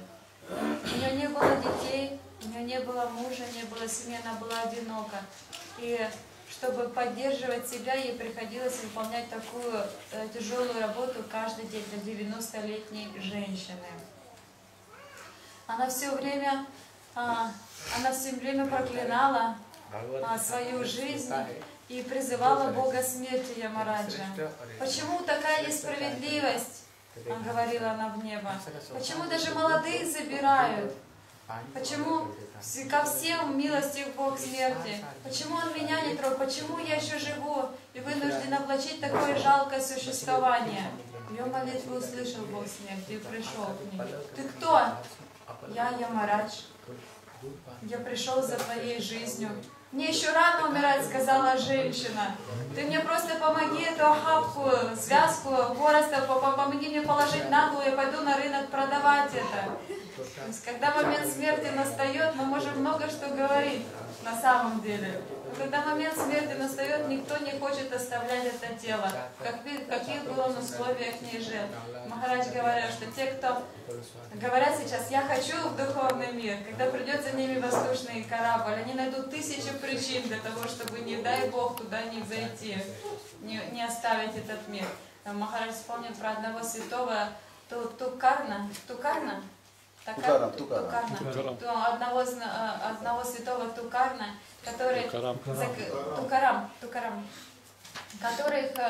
за которым пришел воздушный корабль на Вайкунтху, и он позвал свою жену: пойдем со мной, мы сейчас уйдем в духовный мир, мир блаженства и любви. А сказал: нет, не могу, я очень занята. А кто присмотрит за моим буйволом и моими коровами, если я их не подаю? Вот такое же у нас положение. Махарадж говорит, никто не хочет умирать, никто не хочет расставаться с этим миром, так сильные привязанности. So the listeners of Bhagavad Katha also of 2 types. One is the excellent listener, and those who are the low class listener, inferior ones. So there are superior listeners and inferior listeners. But among those who are listening Bhagavad Katha, those who are superior listeners, they are also divided in 4 types. The first one is actually the Hamsa or the swan-like listeners. The swan has one quality, that if you mix the water and milk, then swan will only drink the milk, will leave the water behind. So like that, there are very discerning listeners. Means they will take the essence of the Harikatha and they will apply to their life. They are like swan-like listeners. But even superior to the swan-like listeners are the listeners who are like fish. Fish means the fish has no eyelids. So even the fish is living in the saltwater ocean and milk ocean, whatever ocean it is living, this fish, although swimming in the water, will never blink. So without blinking their eyelids, the fish is drinking the nectar of Harikatha. So there are some listeners, without blinking their eyelids, they are just looking at the face of the speaker and hearing with great attention the Harikatha. But even superior to these are the parrot-like listeners. Those who hear the Harikatha, like parrot has one habit. The parrot will never put its beak in the fruit which is unripe. It will always put his beak in the fruit which is completely ripe, full of juice and nectar. So such listeners, they only they hear such sweet Harikatha and release the nectar like a parrot. But even superior listeners are those who are like a Chataka bird. The Chataka bird is always looking toward the sky. And when the cloud will come, and even if there is a wonderful river like Ganga, Jamuna, Saraswati, or even if there is a lake, or so many nice lakes, or even the well water is there, in a pond there may be water, in a container there may be water, anyone may offer him any water to the Chataka bird. The Chataka bird will say, no, I only want the water of the cloud. And the Chataka bird may even die, but will not drink the water from any river or lake. So similarly, the listeners who are like Chataka bird, they will not look for any other material mellows. They will not look for any material rasa. They only want the transcendental Harikatha ras emanating from the lips of a Rasik Vaishnava. They are like a Chataka bird-like listeners, and they are the best among all. Есть разные категории слушателей. Есть слушатель среднего класса. Есть слушатель более высшего класса, которые разделены тоже на определенные группы. Одним из слушателей высшего класса, высокого класса является парамахамса или лебедь. Хамса. Лебедь. Лебедь обладает способностью отделять молоко от воды. Если молоко смешано с водой, то лебедь будет пить это и выплевывать воду. Выше, чем слушатель, который подобен лебедю, является слушатель, который подобен рыбе. У рыбы есть удивительное качество в том, что она никогда не моргает. Рыба живет в водоемах, и всегда, у нее всегда открыты глаза. Таким образом, слушатель, который не моргая, не отрываясь, то есть очень внимательно смотрит в лицо слушателя, стоит на ступеньку выше. Выше, чем слушатель, который подобен рыбе, является слушатель, который сравнивают с попугаем. Попугай обладает удивительно тонким чутьем, где находится зрелый плод. Он чувствует саму сладость плода. Поэтому слушатель, который ищет сладость, который привлечет сладостью, является самым высшим. То есть такой слушатель, имеется такой человек, всегда идет туда, где читают Бхагаватам. Это имеется в виду. И самым высшим слушателем является тот, которого сравнивают с птицей чакра. У птицы чакра это особенная птица. Она пьет только лишь дождевую воду во время определенного созвездия. Даже будут все реки, водоемы полны водой, она будет умирать от жажды и смотреть в небо, пока не появятся эти долгожданные дождевые капли. Так вот, лучшим слушателем Бхагаватам является такой человек, для которого Бхагаватам это сама жизнь, это единственная пища и вода. Такой человек больше всего обретет благо от Бхагаватам. So then there are 4 inferior types of listeners. There is one bird called Bhuru bird. This is Bhurundu bird. This particular bird lives in the Himalayas. And this bird has one habit. Whatever you tell, that bird will listen, but will do the exactly opposite. So many listeners are like that. They hear the whole Bhagavat Katha, and whatever instructions are given, they will listen very attentively. But when it has to come to practically apply those instructions, they will do exactly 180 degrees opposite. So those are like Bhurundu birds. But then there are some listeners, they are like oxen or the bullocks. So they are also inferior class of listeners. What they are actually, you give an ox wonderful grapes, kishmish and other things, cashews and other things, or you give him some dry hay or dry grass. Oh, everything is the same for the ox. So they cannot discriminate what is high class rasik katha and what is just a mundane katha. They cannot discriminate. They want to hear from any listener. So they are like oxen. They cannot discriminate. But then there are some listeners which are like the camels. This camel has one habit, that if you give camel very soft grass, very wonderful soft leaves, the camel would not like to eat it. But to camel, what it will do, it will go to the desert, and in the desert there are so many thorny bushes are there, will put mouth in the thorny bushes, and when it will eat the thorny bushes like babool and other things, then those thorns will get stuck in the tongue of the camel, and then the blood will come out. But blood is very salty in the taste, so camel is thinking I am relishing the salty nectar, understand? So this is the nature of the non-devotees. They want to hear Bhagavad Katha. They don't want to hear Bhagavad Katha. They want to hear some outside mundane prajalpa and other katha. They want to give up, just like the camel will give up the very wonderful, nice, sweet. And then the fourth one is actually like a jackal. The jackal has one particular nature. Jackal will not attack all the deer at the same time. But when any deer is separate from the pack or separate from the herd, it will go and attack that particular deer. So some listeners, they will come to hear, but they will even sit in the Harikatha, they will hear attentively. But not, instead of hear, but they will not let others hear attentively. They will rather disturb. Deer, then he attacked this this is the way Hiran, he listened very sweet sound, then he complete abjure, listening sweet sound. That time jackal, that time is some kind of tiger, small tiger, then he attacked. This meaning is some listener, they are listening very attentively Harikatha. But somebody listener is they are not listening to this Harikatha. Himself always try to disturb him. He was listening and try to close disturb him. So this is the four kind of they are not good listeners. Сейчас мы описали 4 типа людей, которые являются хорошими слушателями Бхагаватам. А теперь 4 типа людей, которые являются плохими слушателями Бхагаватам.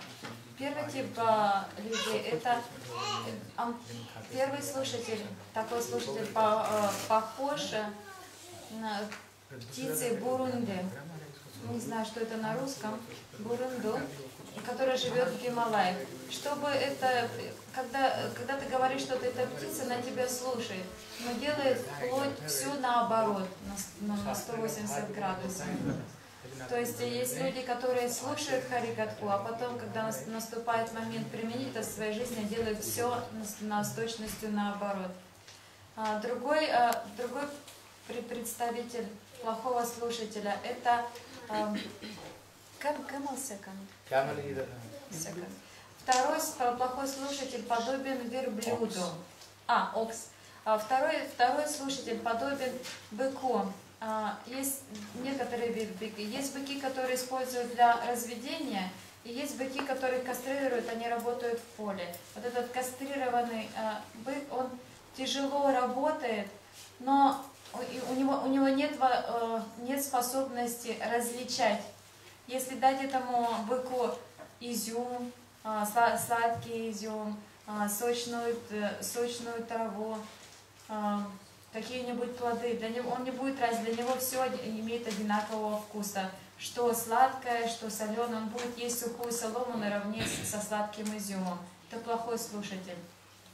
То есть это противоположные хамсы. Далее следующий слушатель плохой слушатель подобен верблюду. Верблюд вообще откажется от сладкой травы. Он пойдет в пустыню и будет жевать колючки. Колючки очень колятся.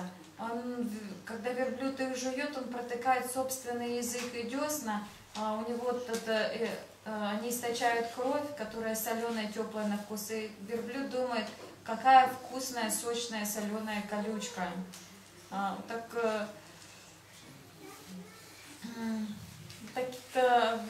Такой слушатель, он отказывается от того, чтобы слушать Харикатху, слушать Бхагаватам, и старается пережевывать все мирское, считая, что это все вкусно. Ему больше нравятся мирские разговоры. И четвертый тип плохого слушателя – это шакалы. Шакала или волки по-русски. Волки не нападают на всю стаю оленей. Когда один олень вдруг остается, заслушавшись на что-то, то есть у оленей тонкий слух, и если они заслушали, услышали какую-то красивую мелодию, он может потерять над собой контроль. И в этот момент на него нападают шакалы. Таким же образом, если и есть в аудитории хорошие слушатели, которые внимательно слушают, могут и найтись такие люди, которые будут его отвлекать и мешать ему слушать Бхагаватам. Это вот самый плохой тип слушателя. So there are two more types of listeners. One is the ass-like listener, like a donkey-like listener. Other one is like a bumblebee-like listener. So donkey has one characteristic. The donkey will carry so much luggage on the back. Donkey may carry kishmish, cashews, burden on the back. It may carry so many dry fruits, so many wonderful, nice stack of green, wonderful hay, and so many wonderful foodstuffs. But the ass itself will not eat it. Ass will only get some dry hay to eat, or some like that, some fodder to eat. But he is carrying so much on the back, so much burden the ass is carrying on the back. So similarly, some listeners, they may hear so much Harikatha, but they will not apply in their life because they are like asses. They only carry the burden of the scriptures on their back. They know everything, but don't apply anything in their life. They are just like asses or donkeys. But then there are some listeners who are like bumblebees. The bumblebees have a nature. Any flower is there, rose flower is there, or any flower is there, parijat is there, champak is there. It will sit on that particular wonderful flower and will take the honey from that particular flower. Even if that flower is full of thorns like rose, the bumblebee will sit and take the honey from there. So similarly, some listeners, they sit in any Harikatha, very high class Harikatha, and try to take the nectar from that Harikatha, a flower like Harikatha, and apply in their life. So they are like bumblebee like listeners. So we should try to be like bumblebee like listeners, or honeybee like listeners, and not like ass like listeners. А также пишут еще два типа слушателей. Первый тип слушателей подобен ослу. Осел всегда занят тяжелым трудом. На своей спине он переносит огромные грузы. Иногда это может быть самая лучшая пища, самая вкусная пища. Но сам осел никогда не ест это, он ест сухую траву. Вот так же и люди могут. Они могут знать прекрасно шастра, могут приходить слушать Бхагаватам, но никогда не применять это в своей жизни. Они так и продолжат есть свою сухую траву. И второй тип слушателей подобен шмелю или пчеле, который летает с цветка на цветка и извлекает сладкий нектар из них, наслаждается этим нектаром. И даже если цветы розы находятся полностью в колючем терновнике, в колючем кусте, шмель очень аккуратно заберется в цветок, извлечет нектар и будет наслаждаться этой сладостью. Мы должны слушать Бхагаватам, слушать Харикатху подобно этим шмелям. Применять все, то есть слушать Харикатху и применять все в своей жизни, наслаждаться сладостью. So Bhagavad Katha is also of 4 types. There is actually Sattvic Katha, Rajasic Katha, Tamasic Katha and Nirgun Katha. So Sattvic means in the Katha in the mode of goodness. So Katha in the mode of goodness is like when the Katha is organized, for 2 months continuously Katha is going on, 1 or 2 months. And the organizer is coming and listening Katha attentively and with great respect hearing the Harikatha.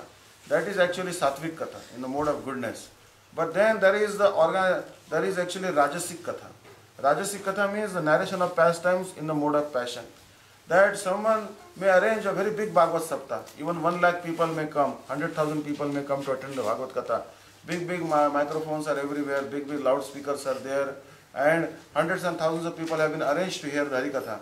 But the person who is arranging Bhagavad Katha is so busy in arranging Harikatha that he has no time to hear Harikatha. So sometimes he is coming, sometimes he is going. So actually that is Rajasic Katha, because the person gets too involved in the management itself and doesn't have the time to hear the Harikatha he has himself arranged. But Tamasic Katha is the somehow other 7-day Katha is arranged.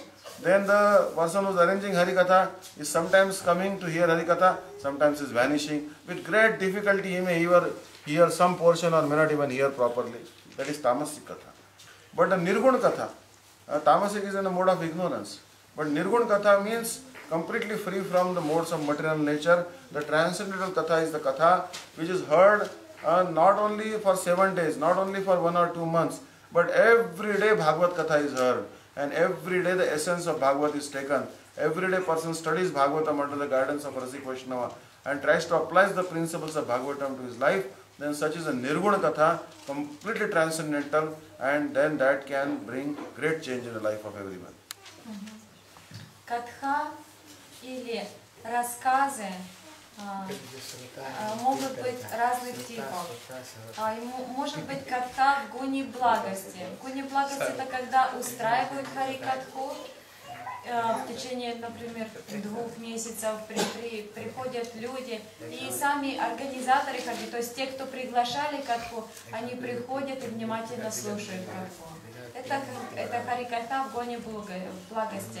Еще бывает харикатха в гуне страсти, когда те, кто приглашает катху, те, кто организовывает катху, они заняты и пригласили все, они устроили поставили большие динамики, хорошую технику, микрофоны, свет, декорации, все это сделано, но организаторов нет, они слишком заняты, они больше занимаются организацией, чем слушают харикатху. Это харикатха в гуне страсти. Харикатха в гуне невежества — это когда приглашают людей давать Бхагаватам. Все для этого организуют, но у людей нет желания слушать Бхагаватам. То есть организаторы, они с нежеланием хоть какую-то часть слушают Бхагаватам. Это харикатха в гуне невежества. И харикатха ниргуна или трансцендентная харикатха — это когда каждый день человек слушает Бхагаватам, каждый день он слушает суть Бхагаватам и от Расика Вайшнава и применяет ее в своей жизни. So actually, the listeners are also three types. Those who are listening and those who are sleeping while listening, those are inattentive. So like that. But there is actually one time one person, he went to the market to buy the dolls. So he was shown like 3 dolls. Said, how do you, so he asked, what is the price of this doll? So he said, the first doll is a $5. The second doll is a $500. And the third doll is a $5,000. Oh, okay. He said, but these dolls look exactly the same. Why there is so much price difference? 5 rupees, 500 rupees, 5,000 rupees. He said that you bring one stick. So he brought one stick. And actually, then the stick was brought and it was put through this ear. So it was put in this ear, the stick immediately came out of this ear. So this is a 5 rupee doll, $5 doll. Why? Because this doll actually hears by this ear, takes out of this ear. So, is kaan se suno, is kaan se nikal do. So it's a useless doll. So this is a second doll, actually was asked, how much is the price of this second doll? Oh, this doll is $500. Said, why? So bring a stick. It was brought through the stick. Then the stick was put in this ear. It came out of the mouth. It means that this is a doll, is a listener who is hearing Harikatha and also telling hundreds of people, but not following in his own life. But some benefit is there because at least prachar is going on. Understand? Although that person doesn't follow himself. But then the third doll actually brought a stick, put in this ear, then it came out of the inside. It went to the stick, straight went to the heart. So this is a 5,000 rupee doll. Because the stick is going through, whatever is hearing from the ears is taking to the heart and implementing the life. So we want to decide whether we want to be a $5 doll, we want to be $500 doll, or we want to become $5,000 doll. We have to decide. Описаны разные типы слушателя. Например, яркого примера. Один человек приходит на рынок, на базар, покупать куклу. Перед ним лежат 3 куклы, совершенно одинаковые. Он спрашивает, какая цена кукол? Вот эта кукла $50, вот эта кукла $500, а вот эта кукла $5000. Почему изумляется покупатель? Они выглядят совершенно одинаковые. А вы принесите палочку. Человек приносит палочку и показывает на первой примере куклы. В одно ухо запихивает палочку, а из другого уха палочка выходит. Вот эта вот кукла, она за $50. Это слушатель за $50. Чтобы человек не слышал, у него в одно ухо входит, в другое выходит. Следующая кукла за $500. Почему? Потому что вы поставьте, запихните ей палочку в ухо. Когда он запихивает палочку, у него все это выходит из рук. Это слушатель второго типа. Такой слушатель слышит очень много, рассказывает еще больше. Он может много рассказывать харикатхи, которую он слышал, но сам никогда не применяет в своей жизни. Это кукла за $500. И третья кукла, когда засунешь ей палочку в ухо, она идет прямо в сердце. Вот эта кукла за $5000. Чтобы не услышал такой человек, он сам применяет это в своей жизни. Нам остается выбирать, какими куклами мы хотим быть. За $50, за $500 или за $5000. Litai Gaur Brahmanande. Vrindavan Bihari Lal ki jai jai Shri Radhe Shyam. Hare Krishna. Everyone louder singing. Bolo Radhe Radhe Radhe Govinda Radhe Radhe Radhe Radhe Govinda Radhe Jai Radhe Radhe Radhe Govinda Radhe Radhe Radhe Radhe Govinda Radhe Radhe Radhe Radhe Govinda Radhe Radhe Radhe Radhe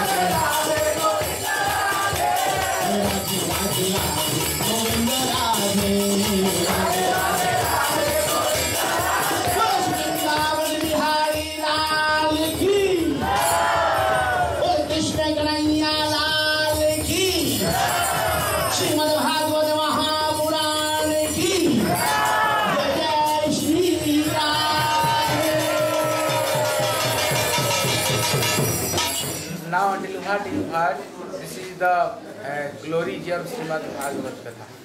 This is the one Padma Puran, another is the Skanda Puran. You listen, this Padma Puran Katha is very large, and Padma Skanda Puran, you know, some what is the qualification of this is the Srota. You heard from this Skanda Puran. Now we are starting to Bhagavad Gita. Now coming question, why you are Bhagavat himself Lord Krishna? So no need to hearing his glory, no need. But why you heard this glory of Srimad-bhagavata? What is the reason? Reason is that you are conditioned also. You are always so much greedy. Without any fruit, you did not want anything. First you are do.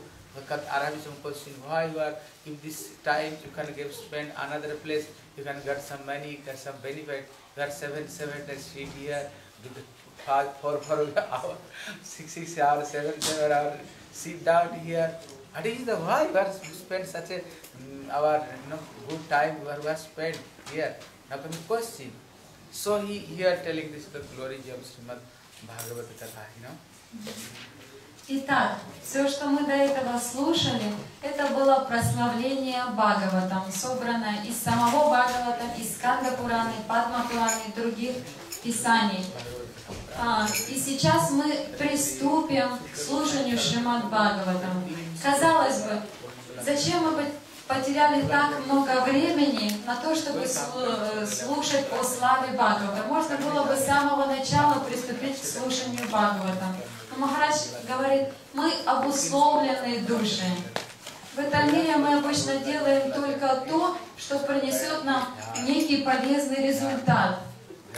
И для того, чтобы у нас появилась вера, желание слушать Бхагавата, для этого нам нужно узнать, что принесет нам Бхагавата. Без этого мы и шагу ступить не можем.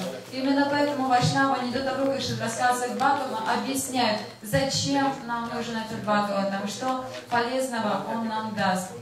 А сейчас мы приступим к первой песне Бхагаватам.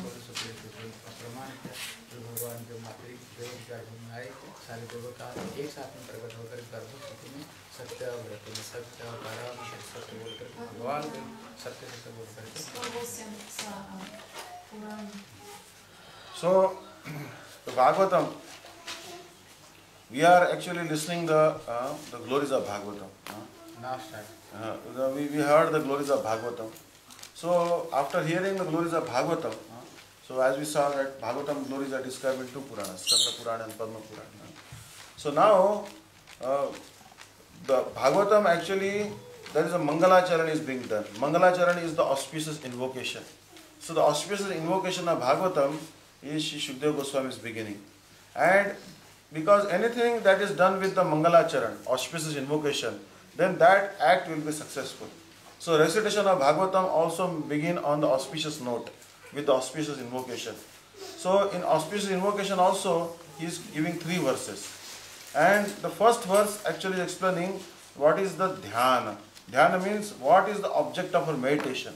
What we are meditating upon when we are hearing Bhagavatam or when Shukadeva Goswami is speaking Bhagavatam. Who is the presiding deity of Srimad-bhagavatam? Who is the presiding deity of Srimad-bhagavatam?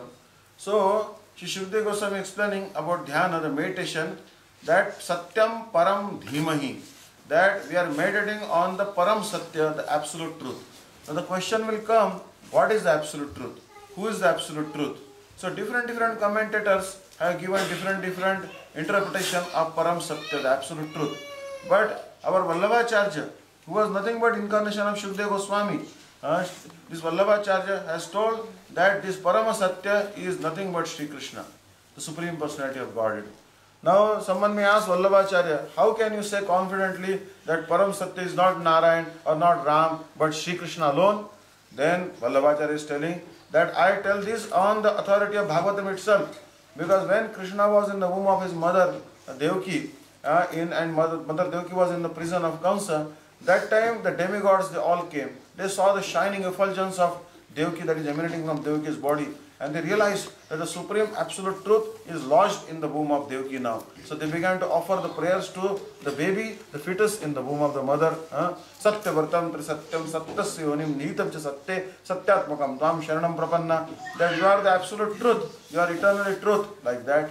So, based on this verse, Vallabhacharya can say confidently that yes, the absolute truth which is delineated in Srimad-bhagavatam is Sri Krishna and none else. Итак, любое важное дело, а также Шримад-бхагаватам начинается с благоприятного вступления, начинается с молитвы. В Шримад-бхагаватам Шукадев Госвами произносит стих, указывающий о том, кто является главным божеством Шримад-бхагаватам. Это называется дхьяна, что является предметом нашей медитации. Он говорит: «Сатьям парам дхимаги». Я медитирую на вечную абсолютную истину. Кто является вечной абсолютной истиной? И различные комментаторы интерпретируют это по-разному. Один из славных учителей Вайшнава Валабхачарья объясняет о том, что Парам Дхимахи говорит о верховной личности Бхагаване Шри Кришне. Почему именно Шри Кришне? Почему говорится не о Вишну и не о Нарайне? И Валабхачарья объясняет, что я говорю это на основании самого же Бхагаватам. Когда мать Деваки в Мадхуре была беременна Кришной, тогда спустились боги с небес, и тогда они возносили ей молитвы. От нее исходило сильное сияние, и полубоги произносили «Сатьям, Сатьям, Сатьям». Они называли Кришну и абсолютной истиной, подлинной истиной, верховной истиной. Таким образом, Сатьям Парам Димахи указывает на Кришну, как написал Шри Валабхачарья. Actually, Vallabhacharya, he may say like this. He may say that the object of meditation is Krishna, the Supreme Personality of Godhead. But our Acharyas, Gaudiya Acharyas, they tell that yes, Vallabhacharya can tell that Krishna is the object of meditation. But because Vallabhacharya, he in the mood of Vatsalya Bhava, he used to worship Laddu Gopal. But he can tell like that Krishna is the object of meditation. But our Gaudiya Acharyas, like especially Vishnu Thakur says that the object of meditation or the presiding deity of Bhagavatam is not Krishna, but rather Radhika. And he tells that Satyam Param Dhimahi means Srimati Radhika. Because who is speaking Srimad-bhagavatam? The Bhagavatam is spoken by Shriya Shuka, means Shri Shukadeva Goswami. The word prefix Shri is given in front of Shukadeva Goswami's name. It means that the supreme goddess of fortune, Shri, Srimati Radhika, it is the parrot of Srimati Radhika. So Shriya Shuka, he is the parrot of Radhika. So who will he glorify? His worshipable deity is not Krishna. His worshipable deity is Srimati Radhika. So it is also told in the scriptures that Devi Krishnamai Prokta Radhika Par Devata. That Srimati Radhika is Krishnamai because she is always meditating on Krishna, but she is the Para Devata. She is the supreme absolute truth. So this parrot of Radharani is invoking, Shukadeva Goswami is invoking Radharani first. And also, without worshipping the lotus feet of Radhika, no one can obtain the mercy of Krishna. So therefore, we all are hankering for the service of Srimati Radhika. Anaradya Radha Padam Mojarenu, Anashikta Vrinda Tavitat Padankam, Asambhashitat Bhava Gambhira Chittan, Utashama Sindhu Rasasyavaga. That without worshipping the lotus feet of Radhika, without worshipping the Vrindavan Dham, which is imprinted with the footprints of Radhika, without conversing or hearing Harikatha from the Rasik Vaishnavas, who are completely imbued by the mood of Srimati Radhika in their heart, the Shama Ras or Krishna Ras will never enter the heart. So therefore, it is clearly proven that by Vishnu Thakur that the object of meditation in the very first verse, the dhyana, is the lotus feet of Radhika and not Krishna. Да, Валабхачарья может утверждать о том, что главный объект медитации Высшая абсолютная истина. Главным божеством Шримад-бхагаватам является Шри Кришна. Он так может говорить, потому что сам поклоняется Кришне в настроении родительской любви. Поэтому для него, конечно, является главным объектом это Шри Кришна. Но Гаудио Вайшнавы, в той линии, в которой мы находимся, утверждают другое. Они говорят, что Сатьям Парам Дхимахи указывает на Шримати Радхику. Как они объясняют это? Они говорят, что это произносит Шри Шукадева Госвами. Кто такой Шукадев Госвами? Шри Шука. Шри – это Шримати Радхика. Шука – это ее попугайчик. Как мы уже слышали историю о том, что Шримати Радхики есть любимый попугайчик. Шри Шука, который пришел, чтобы поведать Шримад-бхагаватам в этом мире. Так на кого же медитирует Шукадев Госвами, когда он начинает повествование о Бхагаватам? Конечно же, на Шримати Радхику. Именно Шримати Радхика является высшей абсолютной истиной.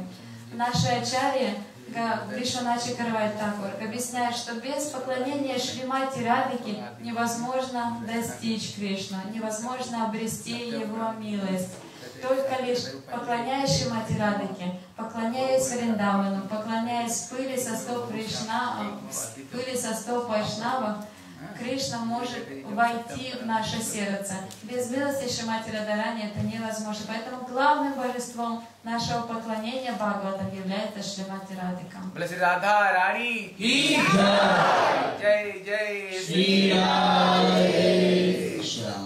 Also, Srila Bhaktisiddhanta Saraswati Prabhupada, who is a transcendental personality from Golok Vrindavan, Nayanamani Manjari. So Bhaktisiddhanta Saraswati Prabhupada in his Siddha Swarup, he is Nayana Mani Manjari. Nayana means the eyes. He is the beauty of the pupils or eyes of Srimati Radhika. So that personification of the Radhika's beautiful blue eyes, that is actually our Bhaktisiddhanta Saraswati Prabhupada. And he has told very clearly that the object of meditation is actually Chaitanya Mahaprabhu. Not Radha, not Krishna, but Chaitanya Mahaprabhu. Actually because we know that Chaitanya Mahaprabhu's is Radhaya Pranaya Vikruti Ladini Shakti Rasmat Ekat Manava Bhuipura Deha Vedam Gatato Chaitanyakhyam Prakata Madhunat Tadvayor Chakyam Aptam Radha Bhave Dhyuti Subalitam Naumi Krishna Swarupam. Actually Krishna, when he felt lonely, alone, he manifested from his left side Srimati Radhika, from right side he manifested Gopishwar. And then Krishna performed pastimes with Radhika in Vrindavan. But then in Kali Yuga, Radha and Krishna became one and became Chaitanya Mahaprabhu again. So in this way, this Chaitanya Mahaprabhu has both. He has the beauty of Srimati Radhika and he also knowledge of Sri Krishna. So this Chaitanya Mahaprabhu is the object of meditation. For this is what actually Srila Bhaktisiddhanta Saraswati Prabhupada is telling. And this Chaitanya Mahaprabhu, Tene Brahma Rudhaya Adi Kavaya Muyantiya Suraya. So this knowledge first was given by Krishna to Brahma through his transcendental flute song. But here Bhaktisiddhanta Saraswati Prabhupada is saying that this transcendental knowledge of bhakti was first manifested in the heart of Sri Rupa Goswami. Because Rupa Goswami is very dear object of Sri Chaitanya Mahaprabhu. Priya Swarupe, Daita Swarupe, Prema Swarupe, Sahajavi Rupe, Nijana Rupe, Prabhu Reka Rupe, Tatana Rupe, Vilasa Rupe. So this Rupa Goswami, all the transcendental knowledge was manifested in the heart of Rupa Goswami. And Adi Kavi can also mean Shri Rai Ramananda, who wrote Jagannath Vallabh Natak. So he is the manifestation of Vishaka Sakhi. So that is also, it can be Rai Ramananda. Because Brahma came later. Brahma is the son born from the navel of Garbhodakasha Vishnu. He is the son of Brahmaji. Brahmaji is the son of Garbhodakasha Vishnu. But Rupa Goswami, Sanatana Goswami, who is Lavanga Manjari, Rupa Goswami is Rupa Manjari, Rai Ramananda is Vishaka Sakhi. They all are coming from Golok. They are the eternal associates of Krishna. So in this particular verse, Satyam Param Dhimai refers to the lotus feet of Chaitanya Mahaprabhu, and also the Adi Kavi is Rai Ramananda or Rupa Goswami. This is the verdict of Srila Bhaktisiddhanta Saraswati Prabhupada. Шрила Бхактисиддханта Сарасвати Прабхупада имеет другую точку зрения о том, кому относится первая молитва, первый стих Сатьям Парам Димахи. Он говорит, что это указывает на Шри Чайтанья Махапрабху. И объясняет о том, что когда Кришна был один, чувствовал себя одиноким, и с его левой стороны появилась Шримати Радхика. И тогда он совершал с ней свои чудесные игры. Когда он приходит в Кали-югу как Чайтанья Махапрабху, он объединяется с Шримати Радхикой и предстает в своем самом прекрасном образе, сочетающем в себе всю красоту Шримати Радхики и все знание Шри Кришны. Чайтанья Махапрабху — это Господь в едином образе. Сатьям Парам Димахи относится именно к Нему. О Нем говорится как о высшей абсолютной истине. Он дарует нам понимание Бхагаватам. Кроме того, Бхактисиддханта Сарасвати Прабхупада считает о том, что Ади Кавая во второй строке начала говорится Ади Кавая. Многие люди считают, что это говорится о Брахме, то есть буквально там написано, это абсолютная истина, появилось в сердце у изначального поэта.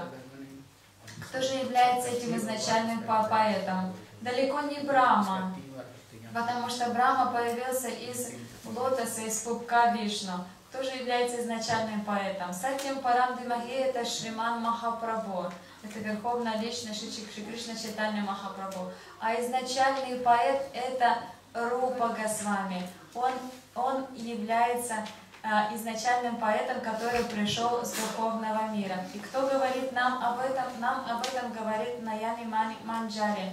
То есть Бхактисиддханта Сарасвати Прабхупада — это Наями Мани обозначает красивый голубой взгляд Шримати Радхики. Вся красота, прекрасный глаз Шримати Радхики получила свое олицетворение в ее служанке Манджаре. И эта служанка заверяет нас о том, что этот стих говорится о Шримад Махапрабху, а изначальный поэт — это Рупа Госвами, в сердце которого Шримад Махапрабху заложил всю сокровищницу расы.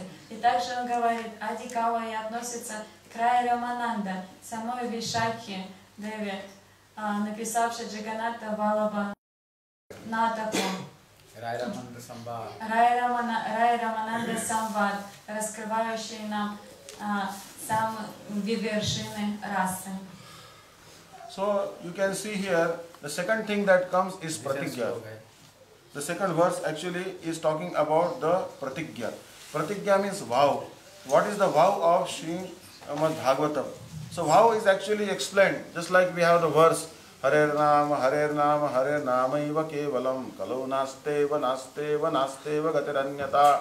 The name of Lord Hari, name of Lord Hari, name of Lord Hari.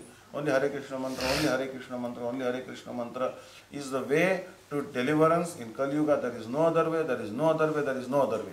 Anything that is stated 3 times becomes completely firm. It means the firm conviction of the speaker is there. Otherwise he would not utter it 3 times. He would utter it only 1 or 2 times.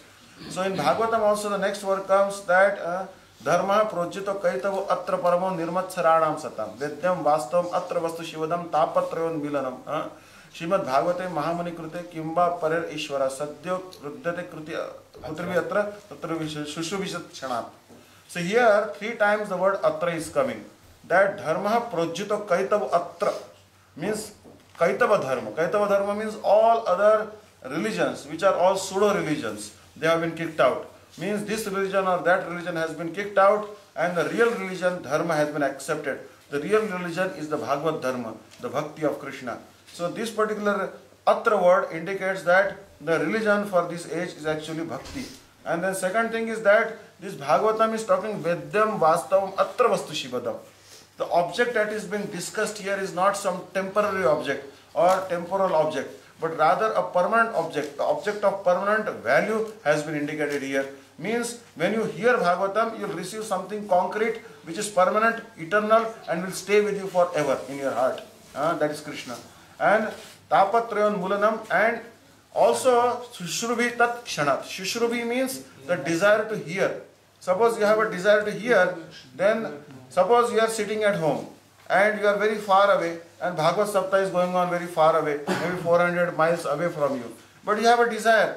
Oh, maybe if I had money, I would buy a ticket, I buy an airplane ticket and I will go and hear Bhagavad Katha.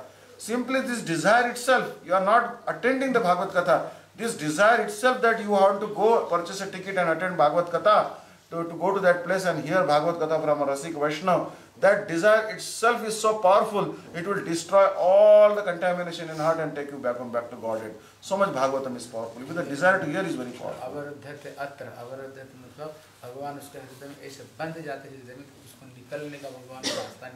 So then even a person desires to hear Bhagavad Katha. He is not hearing, but he is simply desiring to hear Bhagavad Katha. Even if there is physical distance is there, then Bhagavan becomes completely arrested in that person's heart and he cannot escape. That person's heart becomes a prison for Bhagavan. Bhagavan is imprisoned in his heart. He cannot run out from his heart. Bhagavad Katha Amritam ki jai. Второй стих Бхагаватам называется «Пратигья», заверение. Заверение о том, что человек получит при слушании Бхагаватам. Так же, как стих Харе Нама, Харе Нама, Харе Нама и Вайва Кавалам говорит о том, что только лишь святое имя, 3 раза говорится, только лишь святое имя является средством освобождения, и нет ничего другого, нет никакого другого способа, чтобы обрести это. Точно так же во 2 стихе Бхагаватам Дхарма Праджита Кайтаво Атра, 3 раза употребляется слово Атра, то есть там идет заверение, обещание. Дхарма Праджита Кайтаво. Ну, все Бхагават-дхарма стоит выше, чем все существующие религии. Бхагават-бхакти, то есть служение, любовь и преданность Верховному Господу занимает самое высшее над всеми религиями. Далее говорится о том, что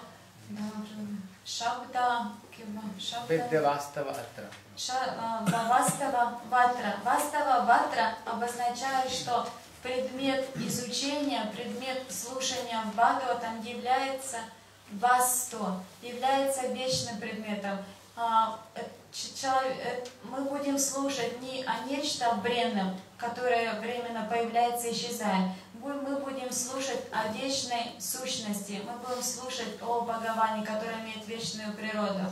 И описывается о том, что даже если Бхагаватам сам заверяет, даже если у человека нет возможности поехать на Бхагаватам, Бхагаватам находится в 400 милях от него проходит, и у него появилось желание: «О, я хочу поехать туда, я хочу купить билет, поехать послушать Бхагаватам».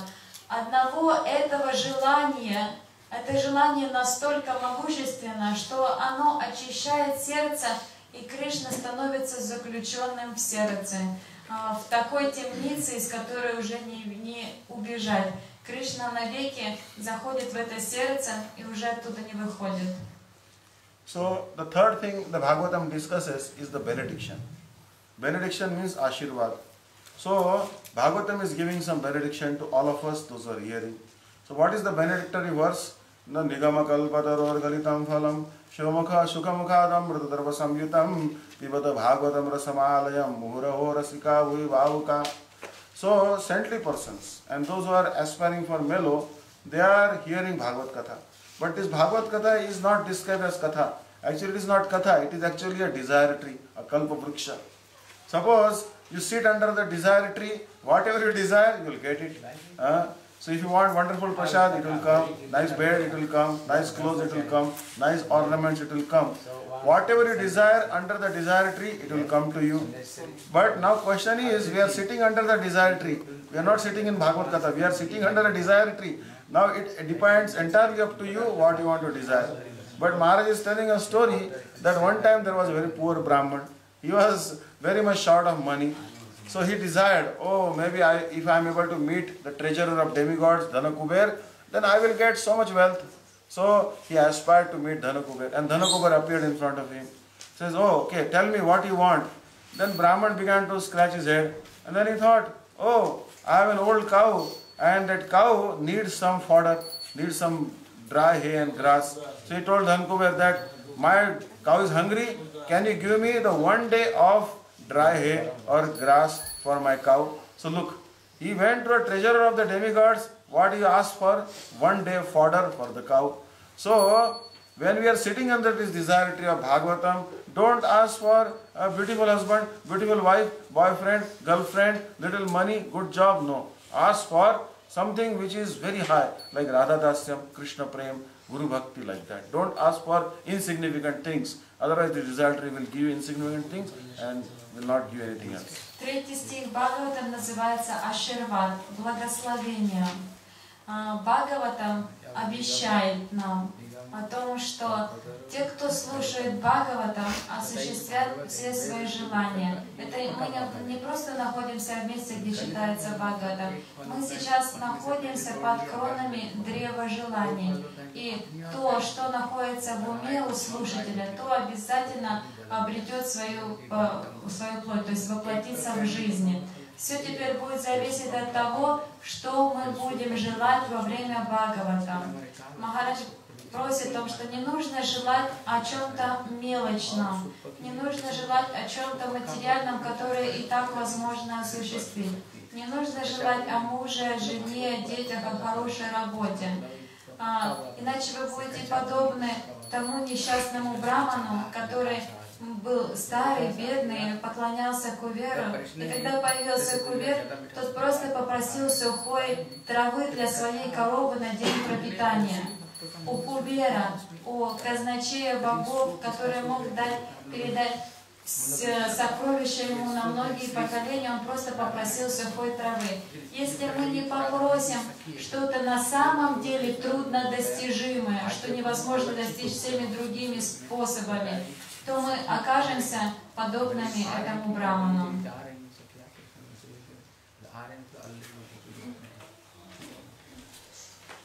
So then, second thing, it is told that nigama kalpatara galitam phalam.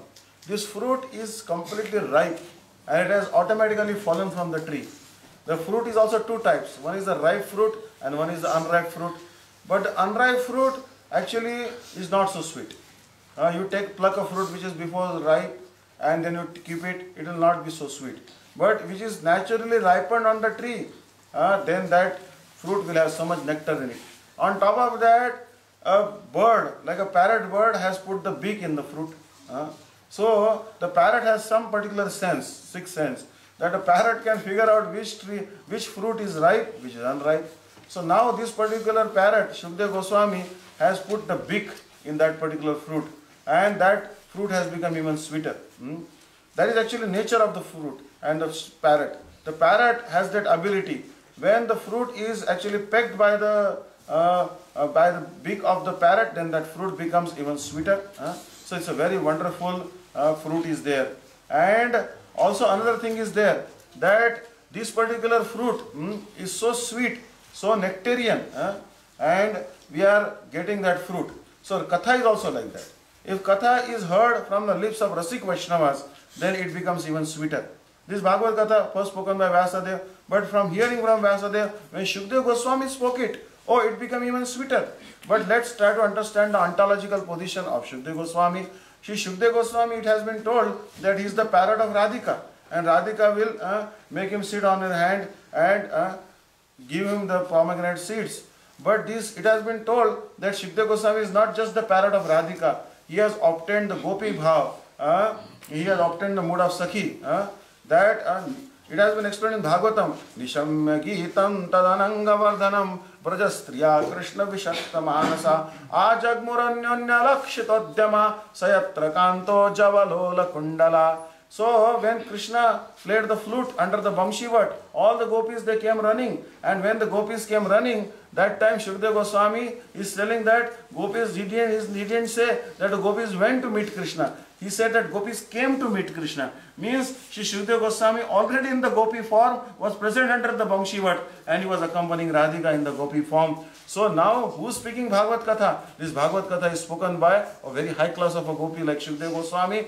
So it means that the personality who has obtained the gopi bhav, when he speaks the Hari Katha, it becomes even sweeter. Также в этом стихе говорится Никама Калпатару Палитам Галам. Шримад-бхагаватам — это сладкий, зрелый плод вета. Есть два вида плод, которые падают с деревьев. С дерева может упасть зрелый плод и может упасть незрелый плод. Зрелый плод, конечно же, то, что созревает естественным путем, и то, что созревает после, когда упало незрелый. Зрелый плод будет всегда слаще. И кроме того, этот плод надкушен Шри Шукадевом Госвами, любимым попугайчиком Шри Мати Радхики. У попугаев особое чутье определить, какой плод является самым вкусным. Именно его они пробуют на вкус. Шримад-бхагаватам и так сладкий, но когда его излагает Шукадев Госвами, он становится еще слаще. Он становится еще слаще также потому, что Шукадев Госвами не только любимый попугайчик Шримати Радхики, но и, как объясняют наши ачарьи, он обрел Гопи Бхаву, он стал одной из саки Шримати Радхики. Как Махарадж сейчас процитировал стих, Шукадев Госвами, описывая танец расы Кришны и Гопи, говорит, что Гопи не ушли, не убежали на танец раса, а прибежали на танец раса. А это значит, что Шукадев Госвами присутствует там в образе Гопи. То есть фактически Шукадев Госвами излагает Бхагаватам, обладая в своем сердце Гопи Бхавой. So it has been told that Pibata Bhagavatam Rasam Alayam Shukam Mukhat Amritadrava Samyutam. This particular fruit is surcharged by the saliva or the nectar from the beak of Shukdev Goswami. So therefore this fruit has become even sweeter. But generally this fruit is to be eaten. It is not to be drinking. But it has told here that drink this fruit. Pibata Bhagavatam Rasam Alayam. That how can we drink a fruit? So actually the answer is that this is not an ordinary fruit. This particular fruit is full of juice, and it is made only of juice. There is no seed or there is no particular skin to it. There is nothing discardable. When you get a mango, actually we have to take out unpeel the mango, throw out the peel or the skin, throw out the seed, there are so many things in a mango which have to be discarded. They cannot be consumed. But this fruit is so nectarian, it is just like a ball of nectar. It can be simply be drunk. But then it has been told that Pibata Bhagavatam Rasamalam. But also it has been told how we can drink this. This fruit is not to be drunk by the mouth. It has to be drunk by the ears. Means you have to keep your ears open and simply by your ears you will have to drink this nectar. So Pibata Bhagavatam Rasam Alayam. Till what point of time we should keep on hearing this Harikatha? Then it said Alayam. Until we faint. So though we know that there are 8 types of ecstasies in goodness. Sattvic Vikar. That Romancha, Haripalation, comfort, trembling, Ashru, tears, Pulak and Vaivarna, colorlessness of the body. And then the last stage is the fainting. The sadhaka, when he hears this Bhagavad Katha, he will faint. So when the sadhaka will faint, until that point you hear Harikatha. But it is told that sadhaka will faint after hearing this ecstatic Harikatha. He will develop Ashtasattvic Vikar, and ultimate limit of Ashtasattvic Vikar, that he will faint. Then if he again comes back to consciousness, he lost consciousness, again he comes back to consciousness, then muhur ahorasika bhuvi bhavuka. That keep on hearing again. So if you become conscious again after becoming unconscious, again you should get up and hear this katha. So keep on hearing repeatedly, keep on drinking this harikatha by your ears. You don't need a mouth to drink this harikatha, you need very attentive ears. Говорится о том, что Шримад-бхагаватам это зрелый сладкий плод, особый сладкий плод. Пиба там, говорится в стихе, пиба там обозначает пить. Мы никогда не видели манго, которое нужно пить. Манго обычно кожица, и в середине волокна и толстая косточка. Но Шримад-бхагаватам это очень сладкий плод, который является самой расой, самим соком. Сладчайшим соком, который нужно пить. В нем нет ни кожицы, ни косточки, ничего не нужно выбрасывать. Все этим соком нужно упиваться. И этим соком упиваются не ртом, не через рот. Этим соком, этим сладким нектаром упиваются через уши. Описано о том, что можно пить упиваться этим сладким нектаром до беспамятства. Когда саттва-гуна воздействует на сердце, то у человека проявляются самые различные симптомы экстаза, такие как дрожь, содрогание, испарина и другие виды экстаза. И все это вершиной этого, апогеем этого экстаза является человек падает в беспамятство. Так вот, этот Шримад-бхагаватам пьется ушами до беспамятства, а когда человек приходит в себя, он опять может продолжать пить этот сладкий нектар до бесконечности. Амалом.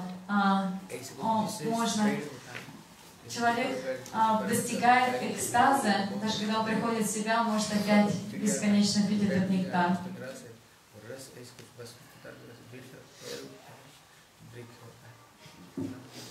So actually everybody understand what he spoke?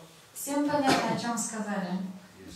He tell this is our Goswami gives commentary, very nice commentary this thing, very nice commentary. If you understand one time, your life becomes successful. Наши Госвами дают самый замечательный комментарий на Бхагаватам из всех существующих. И если мы поймем это, познаем это, тогда наша жизнь на самом деле будет успешной. So also this verse, it has been told Shuka Mukhad Amrita Drava Samyuta. Shuka Mukhad means you have to hear it from a great Vaishnava, in who's in the disciplic succession. So as you know that this Bhagavad Katha was heard by Narad, he told this to Vyasadeva, Vyasadeva told it to Shukadeva Goswami. So it means that you can relish this Bhagavad Katha completely only if you hear it in a disciplic succession. And those who don't hear in disciplic succession, they will not get the complete result. Because the people may come under this desire tree. This is the desire tree. It will fulfill all your desires. Whatever desire you have will fulfill. So suppose someone is coming aspiring for jnana. A jnani comes here, or one is desiring impersonal knowledge or empirical knowledge, then he will get jnana from this tree. But someone will come just to understand karma, then he will get fruitive desires, and fruitive desires will be fulfilled. A karmi will come here. But a yogi will come then he is aspiring for mystic perfection, then he will hear Bhagavatam, then because this is a desire tree, will bestow all the 8 mystic perfections, Anima, Lagima and all those perfections on him. So therefore, we should come here under disciplic succession with keeping very good desires in the heart. Otherwise, we will not get a complete result. The second thing is that there is a Shuka Mukhad Amrita Darva Samyutam. The parrot knows how to relish the fruit. Suppose you have a coconut, green coconut, then the dog, the coconut, you have to know how to drink the water of that coconut. You come and you just take a knife and you cut it in the, slice it in the half. Then what will happen? All the water will spill here and there. You will not get a drop of the water of green coconut. But there is a small depression on the top, and you make a small hole there, put a straw there, you can drink the wonderful water. So we should know exactly how to relish this fruit. And that is what Shukdev Goswami is teaching us. Like this Guru Parampara, come to this disciple succession. От кого нужно слушать Шримад-бхагаватам? Шримад-бхагаватам нужно слушать от расика вайшнавов, от вайшнавов, которые находятся в цепи ученической преемственности. Только так можно получить самый высший, самый главный плод Бхагавата. Если, например, придет гьяни, человек, которому нужно просто сухое знание, и будет цитировать Бхагаватам, Бхагаватам это древо желаний, оно подарит гьяну человеку. Если придет человек карми, тот, который просто хочет достичь небесных планет, получит сам это достижение. И те, кто его будут слушать, получат только лишь это. И ничего больше. Если придет йоги для того, чтобы рассказывать, цитировать Шримад-бхагаватам, то он сам достигнет совершенства, получит мистические виды, мистическую силу. И те, кто его слушают, могут получить только лишь это. Но как это может сравниться с тем, что дают вайшнавы в цепи ученической преемственности, что дают вайшнавы в нашей линии? Нам нужно самое высшее, нам нужно положение служанки Шримати Радхики. И поэтому нужно очень осторожно подходить к процессу слушания Шримад-бхагаватам. Очень избирательно выбирать себе чтеца Шримад-бхагаватам, потому что от этого будет зависеть то, что вы получите в дальнейшем. Так же, как коконат, кокос. Для того, чтобы пить кокос, мы все были на парикраме. Многие из вас были на парикраме. I will explain, yeah. Когда мы приезжаем в Навадвипы, там такие вкусные кокосы. Кокосы, они в твердой, очень в твердой скорлупе. Как их пьют? Большим ножом со всего размаху отрезается шапочка кокоса. Потом оставит там внутри белая мякоть. И белая мякоть протыкается, вставляется соломинка, и можно очень осторожно выпить все сладкое молочко кокоса. Вот слюнки потекли уже. Но если человек неумелый подойдет к кокосу и своим ножом сделает ближе к середине, то все молоко разольется и кокос будет потерян. Вот таким же образом нужно внимательно подходить к слушанию Бхагаватам, очень избирательно. Тот, кто умеет соломинку вставлять в кокос, от того и нужно слушать. Когда приедете в Навадвипу, попробуйте вкусное молочко кокоса. So, who is qualified to hear Bhagavatam? So the qualification is told that Rasika Bhavuka. Rasika means those who are aspiring for rasa, those who are aspiring for this wonderful nectar of rasa, the 5 types of mellows, those who are aspiring. And Bhavuka means those who are aspiring for the stage of Bhav, the Rati stage or Bhav stage. They are qualified to hear this Bhagavatam. Rasika and Bhavuk Vaishnavas, they can aspire for this Bhagavad Katha. So you are everybody Rasika and Bhavuk. Without Rasika Bhav you cannot hear, you know. You have this qualification. Махарадж говорит о том, что какое качество у слушателя для того, чтобы он слушал Шримад-бхагаватам. Слушатели Шримад-бхагавата, написано, что это Расика и Бхавука Вайшнавы. Расика Вайшнавы — это те, у которых уже раса проявилась в сердце. А Бхавака это те, которые на уровне Бхавы. Махарадж говорит, вы все Расика и Бхавака Вайшнавы пришли слушать Шримад-бхагаватам. Россия ки Джай!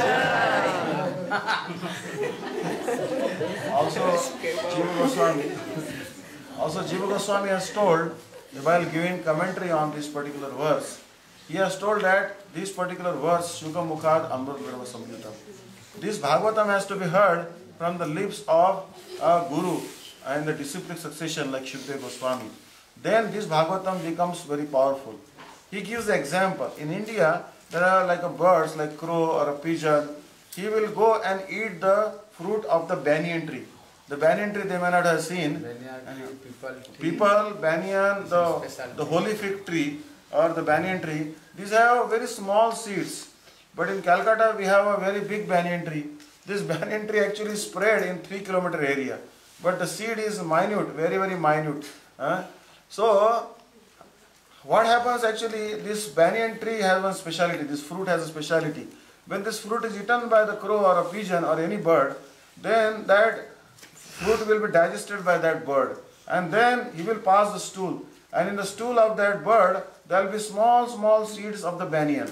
And when overnight that particular fruit and the seeds will stay in the womb or in the belly of that particular bird, then that particular seed will be surcharged with tremendous power. And wherever that particular bird will pass that stool, it may be on the top of a concrete building, but still a tree will come out. Generally speaking, a tree needs 3 things. It needs the earth, it needs the water, it needs the air. But on the concrete top of a concrete building, there is no earth. There is only concrete and cement. And there is iron and other things. But still, the seed is so powerful, it will break the ceiling and the tree will grow. So here, Shri Jiva Goswami Pad is telling that when you hear this Bhagavad Katha in the disciplic succession, it becomes extremely powerful. Even if the land is not very fertile, your heart is not a very fertile land, it is just like a desert, still this tree of bhakti will rise in your heart when you have heard this Bhagavad Katha from the lips of a pure devotee. So you are taken to mantra to Guru Parampara.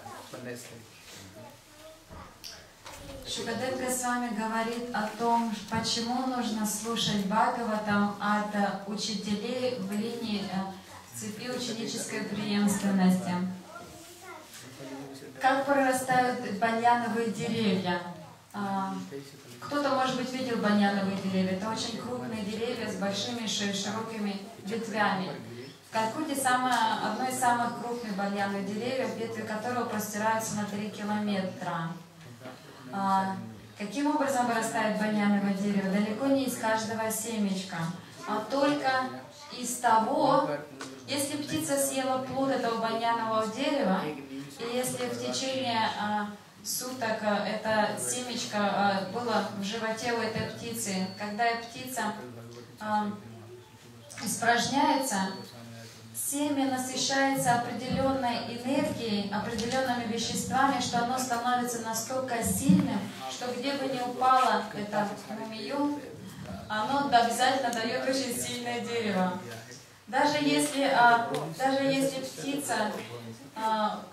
птица оставит это зерно на бетонном многоэтажном здании, дерево там прорастет. Обычно дереву нужно земля, свет, воздух, вода.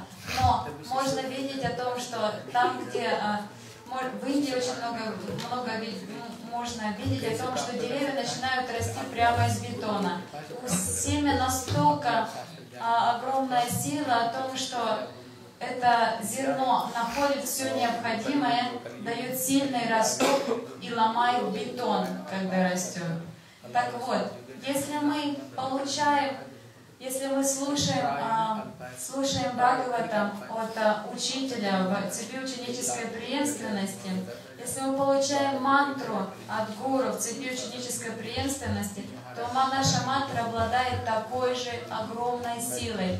И пусть наше сердце не подобно железобетону, как говорит Махарадж, оно подобно пустыне, где ничего не растет. Но если получить мантру из верного источника, если слушать Бхагаватам из верного источника, оно обязательно даст очень крепкую лиану бхакти, лиану преданности. Вриндаvan Bihari Lal ki jai, Bolo Krishna Kanhaiya Lal की जय, जय जय श्री राधे। शंभु पार करेंगे नैया रे, भज कृष्ण कन्हैया। पार करेंगे नैया रे, भज कृष्ण कन्हैया। पार करेंगे नैया रे, भज कृष्ण कन्हैया। पार करेंगे नैया रे, भज कृष्ण कन्हैया। कृष्ण कन्हैया गाँव की कन्हैया। कृष्ण कन्हैया गाँव की कन्हैया। कृष्ण कन्हैया गाँव की कन्हैया। कृष्ण कन्हैया गाँव की कन्हैया। पार करेंगे नैया रे, भज कृष्ण कन्हैया। पार करेंगे नैया रे, भज कृष्ण कन्हैया। पार करेंगे नैया रे, भज कृष्ण कन्हैया। पार करेंगे नैया रे, भज कृष्ण कन्हैया। कृष्ण कन्हैया मखन चुरैया। कृष्ण कन्हैया मखन चुरैया। कृष्ण कन्हैया मखन चुरैया। कृष्ण कन्हैया मखन चुरैया। कृष्ण कन्हैया जीव रुखैया। कृष्ण कन्हैया जीव रुखैया। कृष्ण कन्हैया जीव रुखैया। कृष्ण कन्हैया जीव रुखैया। कृष्ण कन्हैया गाँव की कन्हैया। कृष्ण कन्हैया गाँव की कन्हैया। पार करेंगे नैया रे, भज कृष्ण कन्हैया। पार करेंगे नैया रे, भज कृष्ण कन्हैया। पार करेंगे नैया रे, भज कृष्ण कन्हैया।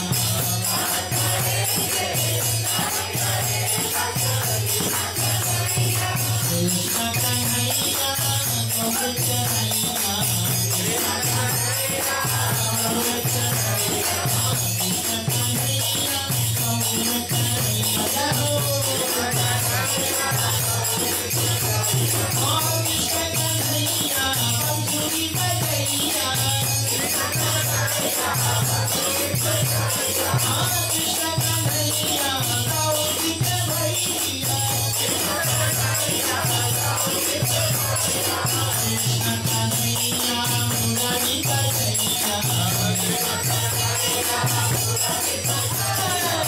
पार करेंगे नैया रे, भज कृष्ण कन्हैया। पार करेंगे नैया रे, भज कृष्ण कन्हैया। पार करेंगे नैया रे, भज कृष्ण कन्हैया। पार करेंगे नैया रे, भज कृष्ण कन्हैया। कृष्ण कन्हैया रास रचैया।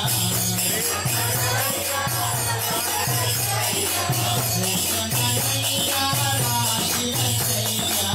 कृष्ण कन्हैया रास रचैया। कृष्ण कन्हैया चीर चुरैया। कृष्ण कन्हैया चीर चुरैया। कृष्ण कन्हैया चीर चुरैया। कृष्ण कन्हैया चीर चुरैया। कृष्ण कन्हैया बंसुरी बजैया। कृष्ण कन्हैया बंसुरी बजैया। पार करेंगे नैया रे, भज कृष्ण कन्हैया। पार करेंगे नैया रे, भज कृष्ण कन्हैया। पार करेंगे नैया रे, भज कृष्ण कन्हैया। पार करेंगे नैया रे, भज कृष्ण कन्हैया।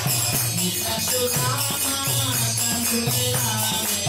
नित्य सुदामा कंठ लागे। भजन राम प्रभु भोग लगाए। भजन राम प्रभु भोग लगाए। कहाँ कहाँ प्रभु भैया रे, भज Krishna Kanhaiya.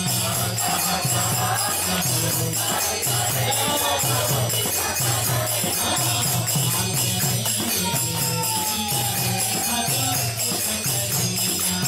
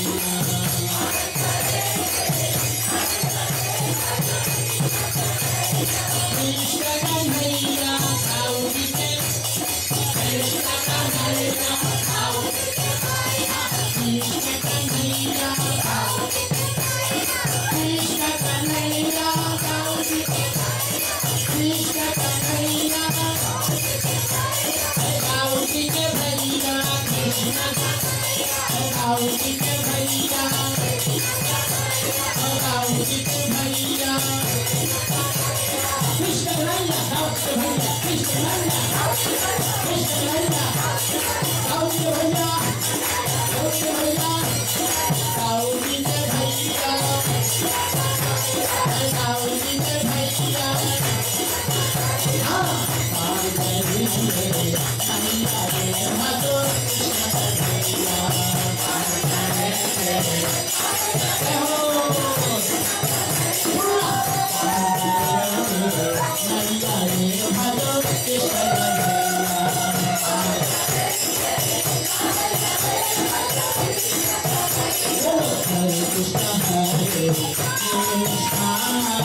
Krishna Krishna Hare Hare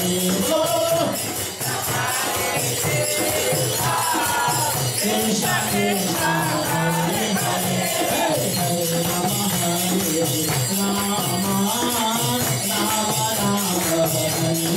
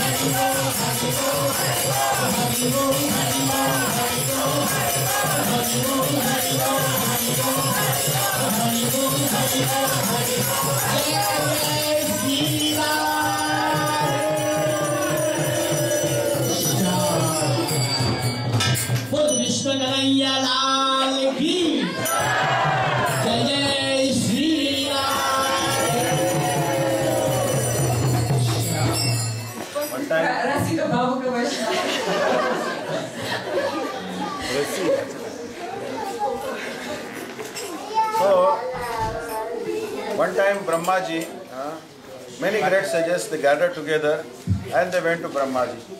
And they told Brahmaji that, Kali Yuga is approaching. In Kali Yuga, there are no good qualities. And there is absolutely no good qualities. Prayana alpayusha kala sadmin asmin jana manda sumanda matayor manda bhagye upadruta. So the people in Kali Yuga, they have very short lifespan. What is said that in Satya Yuga, the living entities had a lifespan of 100,000 years. In Treta Yuga, they used to live 10,000 years. In Dwapar Yuga, 1,000 years. But in Kali Yuga, the lifespan is reduced to 100 years. But these days we are seeing even the 45-year-old person has heart attack, diabetes, blood pressures, and whatnot. So in Kali Yuga, people have a very short lifespan. They are manda sumanda matayo, and they have very less intelligence, very little grey cells in the brain. So there is no good quality in Kali Yuga. They have no time to do austerities like Satya Yuga because they live only 100 years. Satya Yuga, they had 50,000 years to do austerities. It's because they live 100,000 years. They cannot in Kali Yuga. They cannot do the fire sacrifices like Treta Yuga. They cannot do deity worship like in Dwapar Yuga. So Prayana Alpayusha. The people have very short lifespan. So how they will be delivered? So then Brahmaji's heart became full of compassion. And Brahmaji, what he did, he took one chakra in his hand. And taking that chakra in the hand, he released that chakra. That chakra came flying and it fell in one place called Naimisharanya. And that is the place called Naimisharanya. Now what is the etymological meaning of the word Naimisharanya? Nimisha. Nimisha means actually Nemi. Nemi means the top portion of the chakra. So that is called Nemi. Or the spokes of the chakra is called Nemi. So the place where that chakra fell, that is called Naimisharanya. And also another meaning is that Nimisha.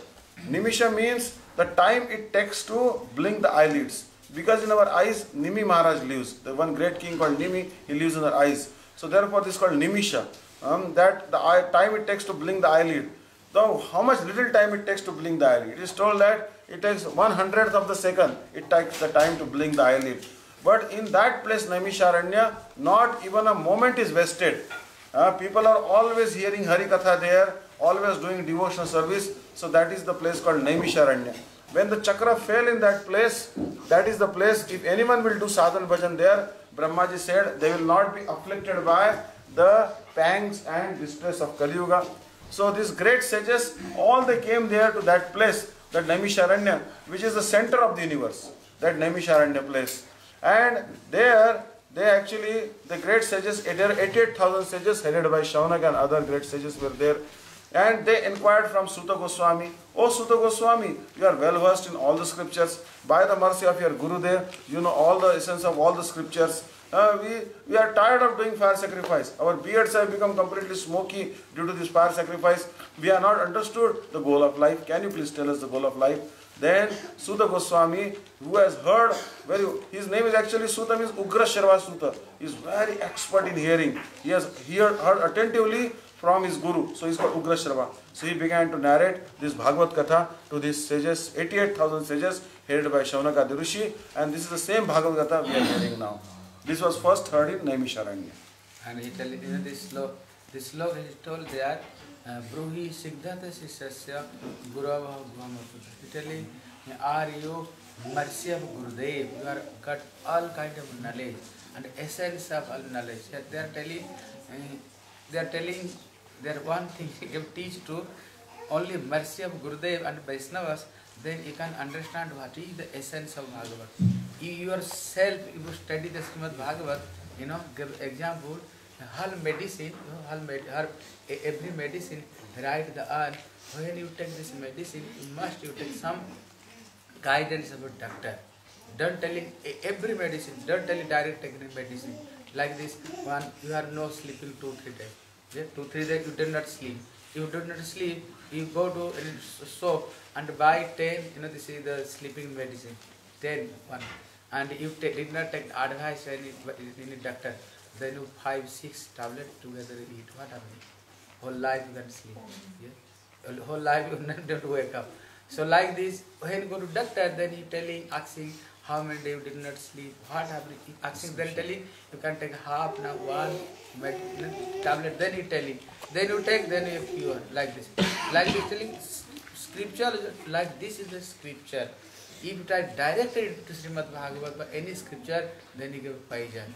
You give poison, meaning then you think, oh, this karma is the superior, jnana is the superior, this is the mukti is the superior. But the guidance of Vaishnava, so we read Gurudev, then you can understand what is the pure meaning of Bhagavat.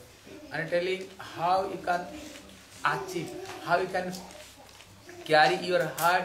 They are telling two qualifications. Bruhi Siddhasa Sisasya.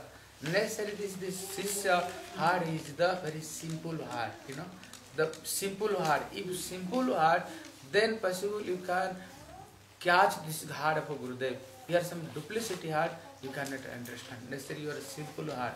And only mercy of Gurudev, he telling you are mercy of Gurudev. Who is his Gurudev? Sukadeva Goswami. Yeah? When Sukadeva Goswami he gave Bhagavad Katha, that time everybody sit the front. But Suta Goswami, he sit the behind of one corner.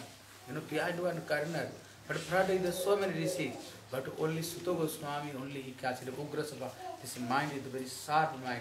Only he catches this Hal Harikatha, But so many devotees there. But he cannot, all Harikatha cannot catch. Only Suta Goswami, only he catches the Gurudev, understand heart of a Gurudev. Когда наступила Кали-юга, то все мудрецы искали спасения от нее. Кали-юга описана как очень страшное время, когда сокращается человеческая жизнь. Раньше жили гораздо больше, 10 тысяч лет, потом жизнь стала около 100 лет, и сейчас люди умирают в 45 лет, это считается нормой. Мудрецы и испугались прихода Кали-юга, поэтому они пошли к Брахме, чтобы просить у него защиты. Брахма слушал их молитвы, и в ответ на их молитвы он выпустил чакру, которая упала в лес, который сейчас называется Найми-Шаранья. Что такое Найми-Шаранья? Лес, куда упала чакра Брахмы.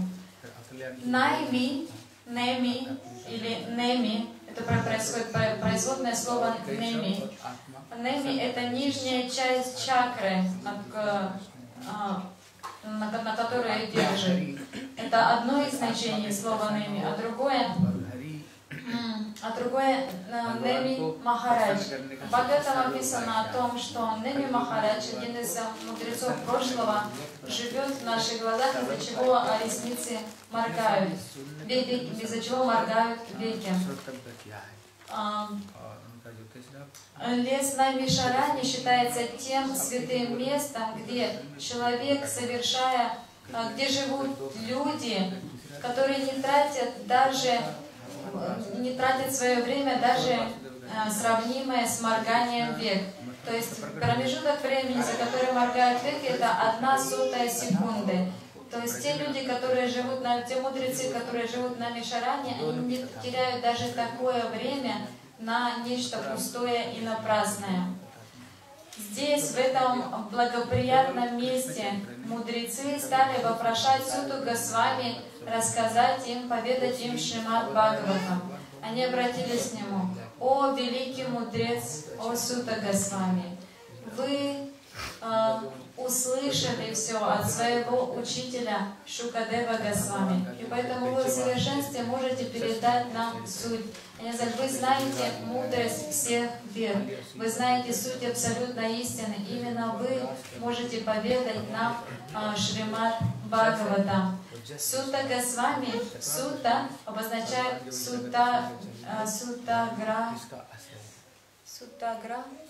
Уграсарвася. Уграсарвася обозначает тот, у которого необычайно острая внимательность к слушанию Харикатхи. Когда Сута Госвами слушал Харикатху от Шукадева Госвами, он сидел дальше всех.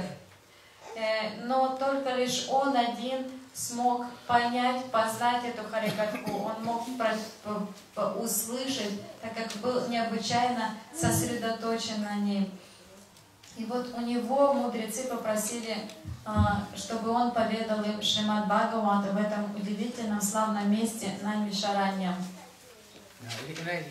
Here Srila Prabhupada is telling this commentary. Now coming question, who he is doing question to whom? Sutta Goswami, they are question to Sutta. Sonakad Rishi, they are doing question to Sutta Goswami. Well, what is the meaning of Sutta? Well, Sutta is the who take very lower caste, with the chariot, very chariot. He is the son of, so he is the very lower caste. But this Sonakad Rishi, the Rishi, Brahman, very great sense. But they are doing question to Sutta Goswami, it's a very lower caste. What is the meaning? Meaning is that here, telling this bhakti not depend to, you are take very high class of birth, very Brahman family, you are somebody to lower caste. This is not depend this thing. Like this you saw all Rams, all devotees, they are everybody to birth very lower caste. Every Hanuman is the monkey. Yeah? And Premananda Thakur telling Hanuman is the monkey. And Sugri is the monkey. Vibhishan is the demon. Prahlad is the demon. Sabari is the very lower caste to birth. And Jambavan, he is the rich. And bear. And Isa, mostly this devotee of Ram, very lower caste. But they are devotee of Ram, They are Ram, he gives so much respect to them. Ram himself take the remnant of this Savari. And when Ramchandra sitting in this assembly, he gave same seat to this Vibhishan. Same level seat gave to Vibhishan in the assembly. So, Ramchandra make the friend to them. They are very close friend to them. They are here telling, so Chaitanya Charitamrita is telling, Jai Bhaja Sai Bada. Who is the worship? He is the superior.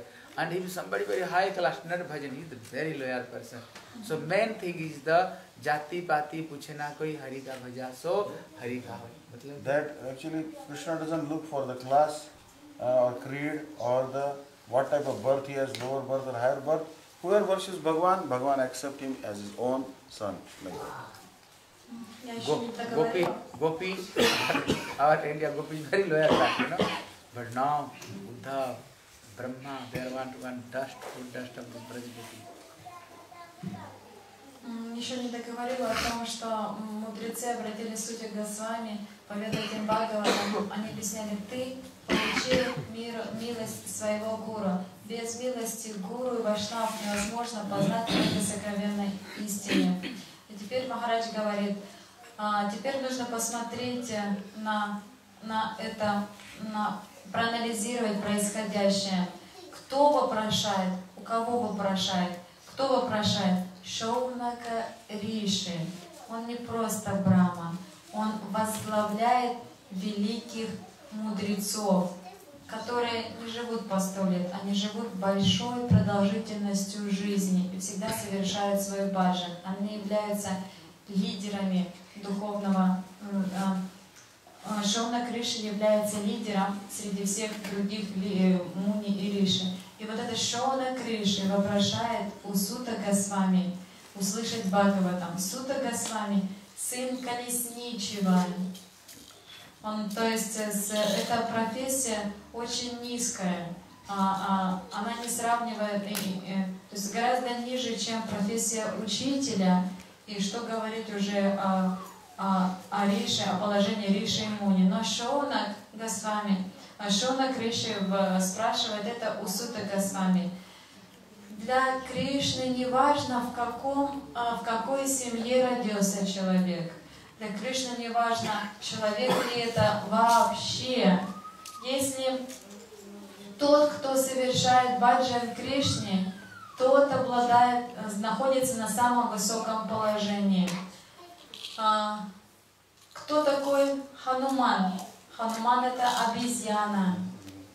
Кто такой Сугрив? Сугрив — это обезьяна. Кто такой Джамбаван? Джамбаван — это медведь. А им поклоняются наравне, как и Богу. Почему? Потому что они являются слугами Бога. Хануман, будучи обезьяной, всю свою жизнь отдал служение Господу Раме. Они являются слугами Господа Рамы. Сугрив, он может даже сидеть на одном сиденье с Рамой. Он является его другом. Неважно, к какому классу относится человек.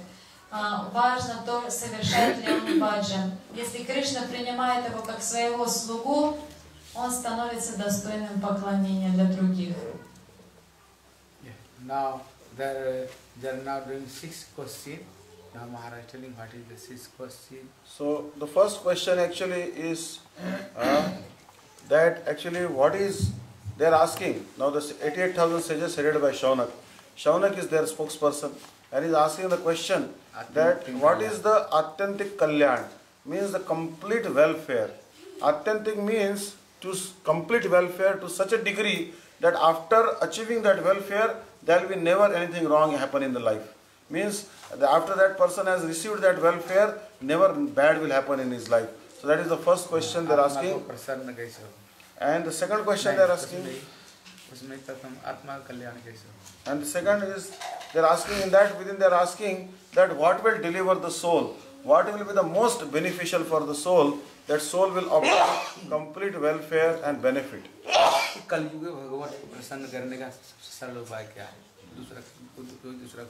What is beneficial for soul? Yeah, for beneficial for the soul. Итак, Шауnak Риши возглавляет 88 тысяч часов, которые вопрошают сейчас у Сута Госвами. Они задают 6 вопросов у него. Первым из которых они спрашивают, что такое Атьянта Кальян. Это обозначает, что является самым высшим благом, обретя которое к человеку уже никогда не придет ничего дурного. То есть, обретя это благо, это кальян, с ним уже никогда ничего плохого не случится. Что это? Второй вопрос. Что является полезным для души? And this is the second question. Kali Yuga, what is the easy process you can achieve? Second. То есть второй вопрос был о том, что является самым простым способом достижения этого в Кали-югу. Third question is the pastime of Vasudeva. Vasudeva meaning with the Vasudevananda, telling not only Vasudevananda, also Jiva Goswami told only not Vasudevananda, he also Nandanandan. Krishna when the present in Vrindavan, this is how very sweet pastime he did. I also heard Vrindavan pastime also, Mathura and Dwaraka, all pastime I are listening. Третий вопрос, который задали Риши у Сонака, у Суты Госвами. Они спросили: мы хотим услышать от тебя об играх Васудевананды. Джива Госвами объясняет, что в этом вопросе они спрашивают не только о Кришне Матуре, а в этом вопросе они спрашивают также, они хотят услышать об играх Кришны, Матуре и во Вриндаване. And the fourth question is that not only Krishna's pastime, he has also so many incarnations. Prahlad Maharaj, he protected Prahlad Maharaj, also take Vamana avatar, he gave birth to Bali Maharaj, and they are very nice, and Matsya Kurma Bharat, they are very sweet pastime, his incarnation, also his incarnation pastime. Также Шона Криши спросила Сута Госвами: мы хотим слышать, четвертый вопрос, мы хотим услышать от тебя об инкарнации Господа и о его преданных слугах, таких как Прахлада, Бали Махарадж и другие. I said about incarnation and his servants like.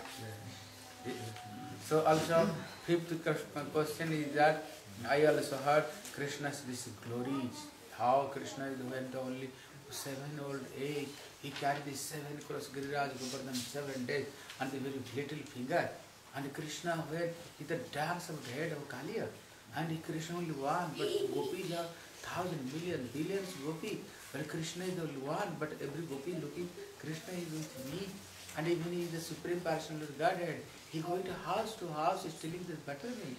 He has so nice, sweet pastime. He also tell this also.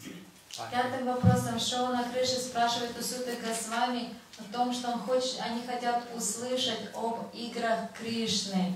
Они хотят услышать о том, как Кришна танцевал на змее Кали. Они хотели услышать о том, как Кришна поднимал Говардан, и как Кришна танцевал с миллионами гопи. Каждый при этом чувствовал, что он находится с ним, как он воровал масло по домам. And the sixth question, Krishna, when he left this world, Dharma, where he took shelter in Dharma. И шестым, последним вопросом Сута Госвами спросил: когда Кришна ушел из этого мира, где осталась Дхарма, где она нашла прибежище? And when he asked question, now he became so happy, so happy. Well, why so happy? Well, all question is that, there are only question is about Krishna, only Krishna Katha. So teach when go to some Vaishnavas, Gurudev, you only ask Krishna's pastime, then become some happy. If some material thing you're talking, they are not any happy. Why they are sadhu, they are Vaishnavas, then they are happy, telling some Harikatha. So you did not do any another material talking. Сута Госвами был очень рад этим вопросам, потому что эти вопросы касались Кришны. Так как Кришна является сокровищем его сердца, он был счастлив поведать о нем. Махарадж говорит, что когда мы идем к гуру, к вайшнавам, если мы задаем вопросы о Кришне, они очень рады нашим вопросам, потому что они не хотят погружаться в мирские проблемы, когда мы задаем им свои мирские заботы, рассказываем.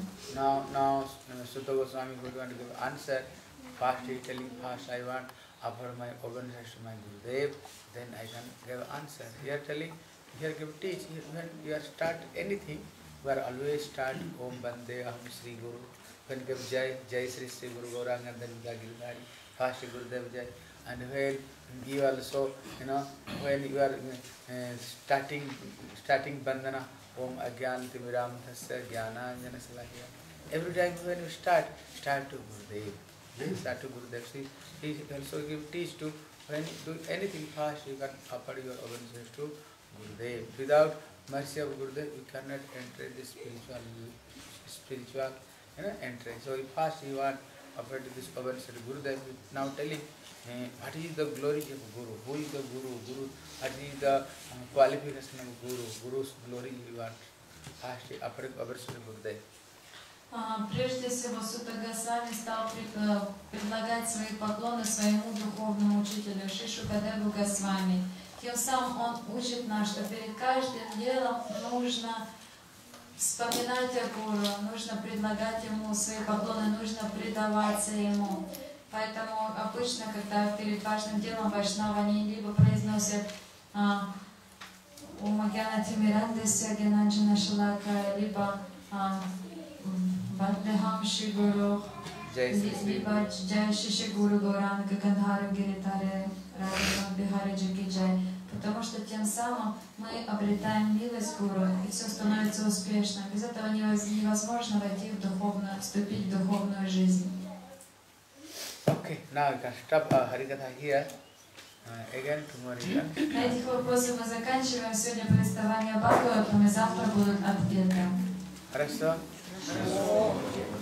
This Bhagavad-sаптаха, you know, this is very big key, you know. Now you are start now.